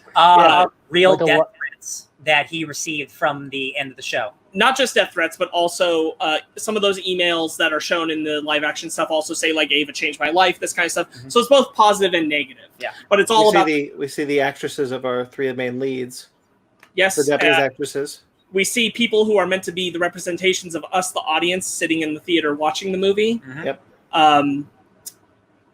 Maybe That a little weird. Maybe a little bit experimental went up its own ass. Definitely David Lynch. Yeah. That must have been weird being like watching that in theater, going like, this guy. I wrote that. You know what? We jumped ahead. I wanted to talk about the credits that are in the middle of the movie because there's specifically a part where Hideki Anno thanks the 5 women that made this story possible. Yes. And that's a little weird. It is a little weird. Because he's thanking the characters of the show. Yeah. And considering the way that the characters are handled, it feels a little gross. Sure. I mean, I'm sure that's him being like, these characters helped me get through my own depression and shit like that. For sure. But like the way that he went about it wasn't always great. Yeah. And especially in the midst of like what's happening in this movie, that happening going, what? Yeah. Yeah. Anyway, so human instrumentality. Shinji decides the same decision he's made before, where he's like, I want to meet people again. Yeah. I want to know people. So the world's like, okay, as you wish. And out of a vagina in the head of Lilith Ray emerges an eyeball, from which emerges Ava Unit 1. I caught that, and I'm like, is that what I think that is? And it totally is. Metaphors. Other In metaphors. Yggdrasil. Yggdrasil, Yeah. yes. Tree of Life. Yep. That sequence is. Oh, we didn't really talk about like the Ava Unit 1 finally getting its wings. Oh yeah. We mentioned earlier in this podcast, they finally appear when it rises into the sky and sees Asuka, Ava fricked up, and joins with the manufactured Ava series and forms all the manufactured symbols. Avas now have faces of Rey, which is very spooky. Yeah. Oh no. The part where all of Rey's faces, or even when like the eyes just like go backwards and then there more Rey faces pop out. Yeah. Just like a constant loop of Rey faces. Not just any Rey faces, Rey smiling faces. Yeah, it's scary stuff. Disturbed the shit out of me. And what also another thing that disturbed the shit out of me And is the dude, Adam's soul. What's his name? Karu. Karu. Yeah. Karu. Yeah, he's in there. He's in there too. Yeah, but another thing that scared the shit out of me, or not scared the shit out of me, but freaked me out, is when like Lilith Ray is like full power. She's like breaching out of the planet, and then we see all those giant light crosses in a big wave around the planet. People are screaming. Yeah, that's for real like my favorite thing. It's because that's when. Because correct me if I'm wrong. That's when she is putting in motion the instrumentality product for the rest of the world. Correct? entire population of the planet dying at the same time. Yeah. Yes. So as we see this wave of these giant light crosses piercing the sky and the screams that followed as it's circling the whole planet, I'm like, Happy song. this is messed up. This is just wow, holy shit. And that visualization is incredible. Mm-hmm. Yeah, But, it's one of my favorite visuals in the movie. Yeah, for sure. There's a lot of really cool like visualization to End of Evangelion and what that is and everything. I kind of wish Karu hadn't shown up at all because it's not really Karu. It's unclear the context of it around it. Uh-huh. I thought it was Adam's soul had rebonded with his embryo. But that's not clear because Adam's soul was just in Karu and Karu was killed, and it's not clear where Adam's soul is because Adam's vessel was with Gendo, and that's in Lilith now, but not the soul.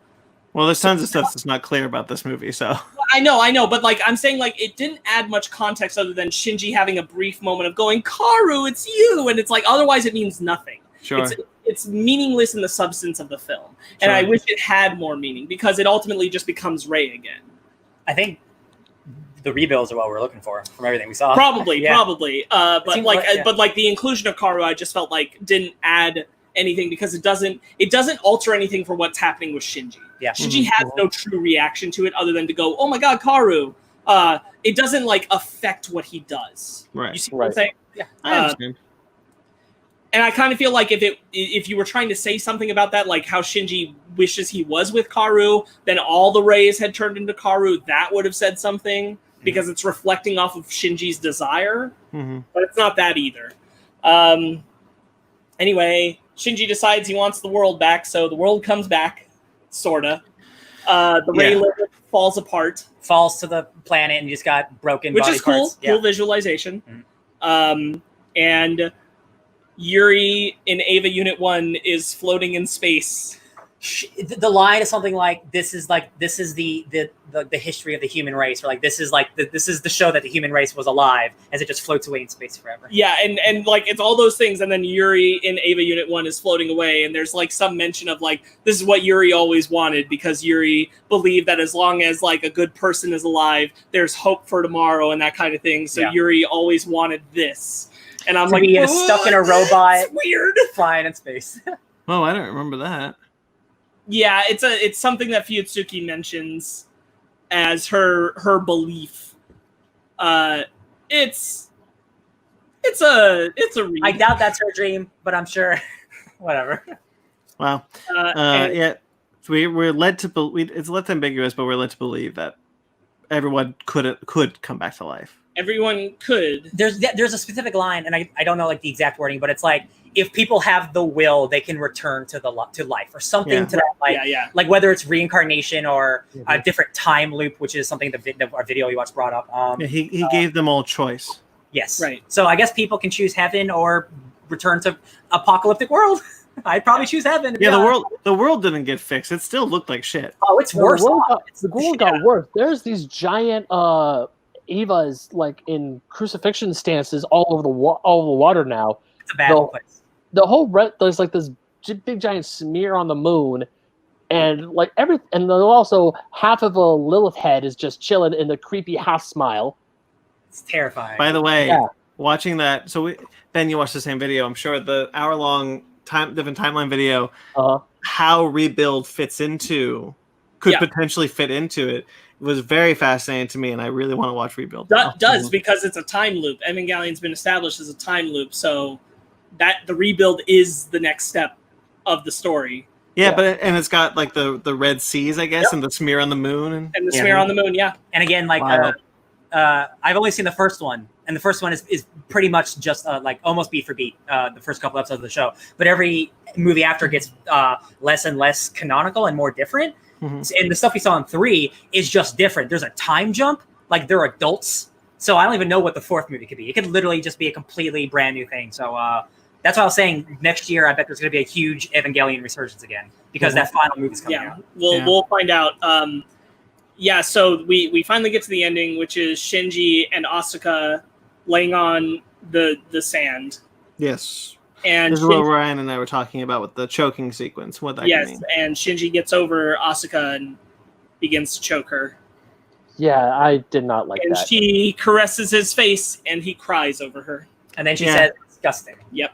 Yeah, it's like it's like what Ryan and I were talking about, how that could be read that, they're trying to see they're trying to make sure they still have the ability to reject, the ability to accept. Is this a real life where bad things can happen? And there's a version of this movie where that could have been executed well. It could have been through like Shinji choking Asuka in the kitchen in the instrumentality, and her like dissolving or disappearing, and him knowing and acknowledging this isn't real, and falling further into the instrumentality until he brings himself out, and that this is his way of translating to that. And in a movie where I hadn't earlier in the film watched him masturbate over her comatose body, I'd be like, cool, yeah, I can agree. Yeah. Right. But unfortunately, in this movie, that all happened. Yeah. And this is a gross bookend to the way the movie started. That's why that I don't like. That's why I am a bigger fan of the original ending, despite all the last two episodes not really being like substantial, quote unquote, or whatever. But if you're gonna have your ending have the human instrumentality project still happen, I like the version where Shinji ends up a winner, or he ends up like overcoming his fears, and the world ends, but everyone is happy because they did defeat depression together. I think amongst all this, my preferred ending, fabricated ending, would be to have a combination of like the film's instrumentality and the show's instrumentality. And when Shinji does the breaking through with the glass and everything, you cut from that to the Lilith Ray falling apart on Earth and the establishment of that stuff, and you just leave Shinji and Asuka laying on the beach next to each other and don't do the strangling. Yeah. End of movie, and I'd feel better. Yeah. But I don't think it wants you to feel better. I think it wants you to feel like shit. That's the thing, and like I guess if that's what you want me to feel like, that's great, but I don't know why you'd want to, because it's not like The Last of Us or anything. Let me be clear. I don't need to feel good, period. Yeah. I'd feel better about Shinji being a character I followed on a journey, rather than being a character I followed through on a journey and then all of a sudden got thrown into the blender and destroyed. It's like a new in character. a movie. Yeah. Asuka too. I have a big problem. One of my biggest problems with the strangulation is that the way that they handle Asuka caressing him is the most un-Asuka thing Asuka's ever done. And so all it does to me is show that Asuka isn't even Asuka anymore. Not that it matters, because everything's gonna back to the beginning and rebuild. I get you. I understand the controversy, and it's not like we'll ever interview the guy. I want to find every interview I can, because I want to know his mindset going into making this movie, because it's very clearly a much darker representation of the ending of that show. Yeah. In every single capacity for every single character, it's just worse for everyone. And it leaves the universe in a bad spot with the characters. I feel that the end of Evangelion to me was a lot more confusing than the end of the show, because at least in the show, I got the sense of like Shinji finally being his depression. I'm like, all humanity is now this one giant hive mind, but Shinji himself finally developed better as a person. He's no longer depressed. He's no longer sad. He wants people in his life now. But this, like when we got to that scene of him and Asuka on the beach, I'm like, oh wait, Asuka is not dead? Yeah. She's okay. I mean, she's bandaged up, she's missing her eye, and her arm is in one cohesive piece now. But then when he rolls over and starts to strangle her, I'm like, why are you killing her? I thought at first I'm like, is he trying to kill her? What are you trying to do by strangling her? And then when she like caresses and says disgusting, I'm sitting there at the end thinking, I have more questions now than I ever did at the end of the actual anime. Yeah. So may I, Sparks? I felt that end of Evangelion to me was a more satisfying ending, and kind of because I had more questions than I did at the end of the last two episodes. My questions in the last two episodes was like, okay, wait, how do we get to this point? Like I get what's happening, but how do we get here? But for as end of Evangelion, I found it the more ambiguity of it wasn't frustrating to me; it was exciting to me. That I can look at this and be like, oh, there's so many different ways that I can go. My only questions were about like, what did that mean, and not how did that happen. So to me, I preferred those questions, and therefore preferred that movie as an ending. Right. I think Sparks is right, though. The two together would be perfect. 100%. Like I'm waiting for with some alterations. Yeah. Yeah. Yeah. If you could, again, if there was like a Full Metal Alchemist Brotherhood version of this show, where it's like, you cut out stuff, you reanimate or whatever. It was more true to the manga. More true to the manga or whatever. I don't know. No, I'm just saying because that's what Brotherhood is. Yeah.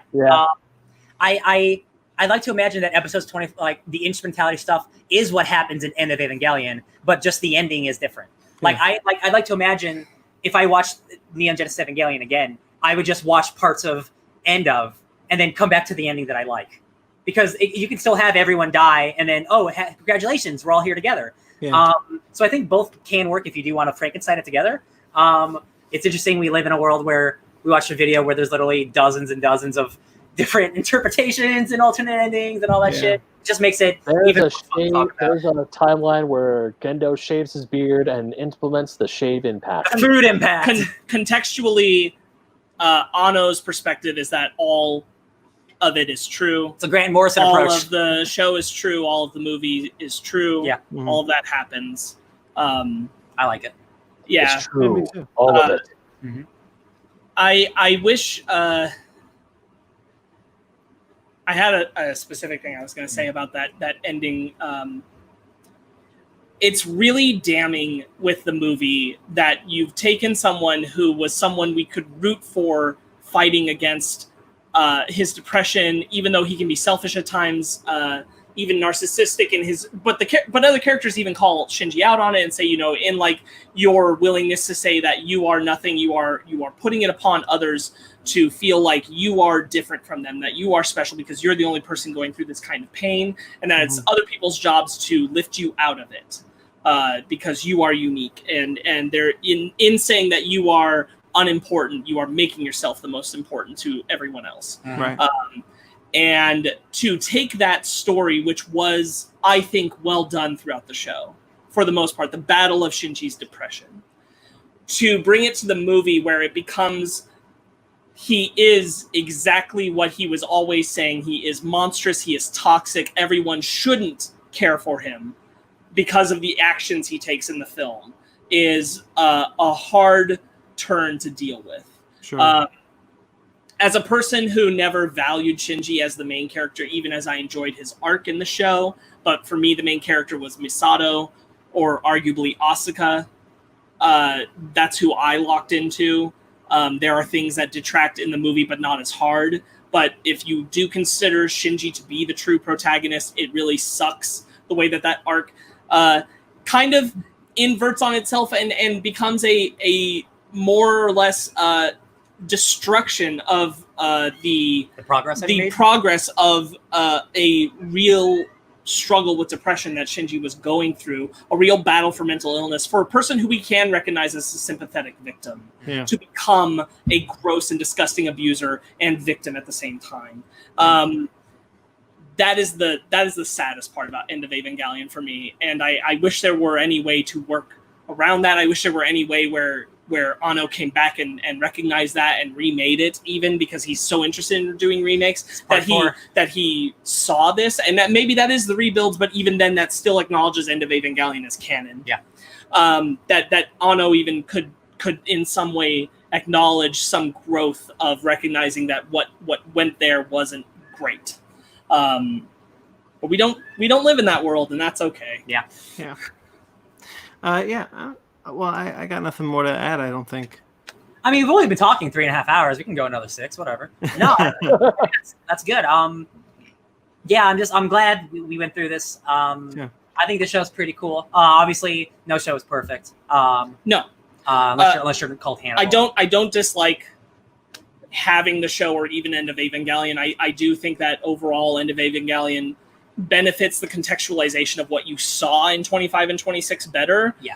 It's just that Shinji between the two feels incompatible, and that's the only part that really jars me. I know, I 100% agree. And if you can get around that, again, like if you can make some kind of fan edit in your brain, or maybe I'll make one literally, where it all kind of meshes together in the perfect version of the story, that'd be great. Yeah. I'm really glad we did this. I really liked going through it. Really liked digging into it. I was happy I got to finally see it. You have the rebuild movies, right? Yes. Cool. So I'm definitely gonna watch those like probably this week because I'm I have had nothing but Neon Love to Genesis watch on the them too. mind for like 2 weeks. Oh, I'm about to own all the manga for the. I would love to come over and borrow them. So, we will definitely in the future, when we have an open spot, we're going to do the rebuilds as topics. Ryan and I already kind of discussed this. We think we should do 1 and 2 combined because 1 is very much the show, and then 2 isn't. And then we'll do 3 on its own, and then the eventual 3.0 plus 1.0. Well, we got some open slots, so we'll see what happens. Yeah, it's quarantine, baby. We'll find some time. Yeah. So we'll probably all be going through the rebuild soon. And maybe the nicest thing I can hope for is that maybe the rebuilds will justify on some level some of the events of End of Evangelion enough to not leave the lasting impression of bad taste in my mouth that End of Evangelion does. It's very weird because this is something that I just encountered 2 months ago. For me, for years, the End of Evangelion was congratulations. Hey, you know, having that recontextualized in these last 2 months has been a little jarring and weird. One of the reasons why I was waiting to say something about it was for this podcast. Weird overall experience to have. But still a valuable. I understand why Evangelion has its legacy, and I understand why there is such an attraction to the show, and I do think it has a certain value for a lot of its aspects, even with detractors, and a certain amount of like recognizing that we especially in America are having a much different conversation about sexism and sexuality than Japan is or did. And that's a big cultural shift to kind of be looking at this through the lens of.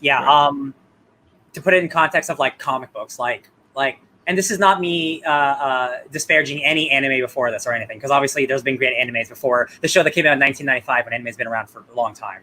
But much like The Dark Knight Returns or a Watchmen, it was a cultural milestone that shifted the way people viewed and made anime, or you know, in terms of comic books. Before this, a lot of the robot shows, before Gundam. The super robot shows were just like kaiju shows. Ultraman, you fight monsters, great. Gundam was really the first one. It's like, hey, what if the people had drama in their life, right? But it was never to the extreme that Evangelion got to. And then when 95 hits or 94 hits and Evangelion comes out, it's like, oh, we can do this in anime? We're allowed to?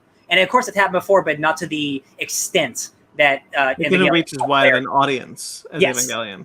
As we mentioned before, Evangelion is the most popular Japanese anime. Yes, it's the cultural impact that Evangelion has had in Japan. If you're an American and don't know much about Evangelion, it is as popular as like a Mickey Mouse Disneyland. Like the marketing that they use for Evangelion is all over Japan, all over everything. Like we joked, we saw some stuff for like shaving equipment. They had like fruit merchandise. It's like Japan's Star Wars. It is that prevalent in their pop culture. It is that. Honda is actually doing a crossover with Evangelion right now. Oh shit! Really? Honda Toyotathon though? Can I get a Toyotathon Evangelion? No Toyotathon. So that'll be in the Shmoney timeline. I'll buy an Evo 1 car. Dude, you kidding me? Hell yeah. To be fair, I'm a Unit 02 kind of gal. I like the red. I'm a big fan of the red. Yeah. I really like Unit 1.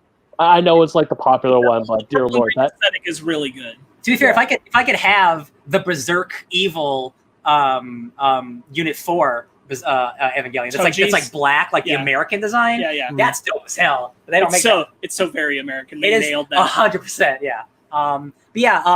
The impact of the show, it's so important, and I'm glad we got to talk about it because even though it is one of the most popular shows in the world, a lot of us still haven't watched it. Like you guys recently watched it, so like I'm very glad we got to do this.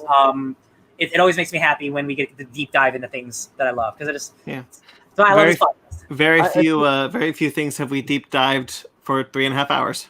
Hell yeah! I feel my final thoughts. I feel like I'm now finally watching Neon Genesis Evangelion, since Neon Genesis Evangelion was that anime dark horse that I just could not get a hold of, no matter how hard I try, or at least no matter how hard I wanted to. And now there's a legal way for me to watch it thanks to Netflix. Watching Evangelion and talking about it with you guys kind of puts anime into a new life for me. It's kind of like what The Dark Knight did for me for comic book films back in 2008, where comic book films, they're not, and it's not just bright colors, good guy versus bad guy. There's like philosophy. There's like a seriously deep look on morals. There's depth to it. Yeah. Okay. Some mother chucker's always trying to ice skate uphill. But after watching Evangelion, it's like now we could like look at other anime and be like, oh, here's the depth of the show. Here's why the show is so important. Here's what the show is trying to say. It kind of is taking a genre that some people like the hardcore like snooty people would just like brush under. It's like, oh, anime, fighting for 5 episodes, that's lame. Now they watch this, is like, oh, this is actual art. There is actual. This is what Scorsese would call cinema. Exactly. Yeah. in a way that Neon Genesis Evangelion kind of is like the Dark Knight of animes in a very light sense, if that makes any sense. It is definitely one of the more important cultural touchstones for anime. Like, for sure. Like it is much like Dark Knight Returns, like a pre and post. Like we just make animes kind of differently now. We just think that and again, this is not me saying that animes from the past are bad. They're just a little more simple and not as in-depthful or in-depth as they were allowed to be. Right. You just need that one to push it. Like, oh, we can do this. Now Gundam is like this all the time. Gundam is super serious and sad all the time. Oh, and then you also have Unicorn, and you also have Chibi. You have all of it. You have SD. You have all this other stuff. So for my final say on this, I think that just knowing a lot of the discourse around it, knowing where I feel now as an adult, having really absorbed it and thought about it and criticized it, I think that Evangelion really works for you if there's something in there you feel you can connect to. Specifically in episodes 25 and 26, I know a lot of people that don't like it, a lot of people that love it, and I think that you either kind of can find the thing that like speaks to you in it, or you can't, and that's fine. That's just kind of how art works. But Evangelion is a pretty extreme case of like you fall off of it pretty hard at the end if you are not able to connect with something inside of it. I think just for most of us, there is something in there that we were able to kind of like go, but this part I connect to, and that's kind of what's resonating us through, even into End of Evangelion. Like I get this. This is where me and the show are like simpatico, and then past that, there's still some hard stuff there to get past. Right. And I think that for a lot of people, that can be a hard bridge to cross if you just cannot make the connection with that stuff, which isn't a fault of yours. It's just like none of that. If that doesn't resonate, then I think that's why a lot of people, especially with the end of the series, kind of drift away from it and go, nah, that didn't stick a landing at all. Which again, like I am a dude who likes weird, artsy, experimental shit. So like it is not for everyone. Right. And I do not get mad at anyone who looks at 25 and 26 and going, "You kidding me? This is what you're going to give me?" And I'm like, "Yeah, sorry." I want to say that I think it was the Dorkly video that said best that the true meat of Evangelion is Shinji's depression, whereas the giant robots and the angels, the robots, that's the set dressing. You come for the robots, you stay for the sadness. Exactly. Yeah. And I 100% agree. Neon Genesis Evangelion is definitely one of those animes that definitely isn't for anyone. I'm pretty sure that one of my friends who, if I want to try and show him anime, get as much as I would like to show him Evangelion, I'm pretty sure that's going to put him off. Be like, yeah, no, this isn't for me. Yeah. I'm debating whether or not to show Zara. I've been tempted to show Megan the show, and I still probably would like to at some point, but I'll probably never show her the movie. Yeah. Or I'll show her some edited version of it. Yeah. Fanny was watching clips of the movie when I was watching Evangelion, and every time she popped up, was like, "What's going on?" I'm like, "I don't know." Like the Sele attack, and then show like the human instrumentality stuff. Yep. And then just be like, "That's all the movie is. Don't worry about it." Yeah. Okay. So, Ryan, do you have anything more you wanted to add, or no? Just God's. What does it say? God's in his heaven, and all is right with the world. God's with the world. Congratulations.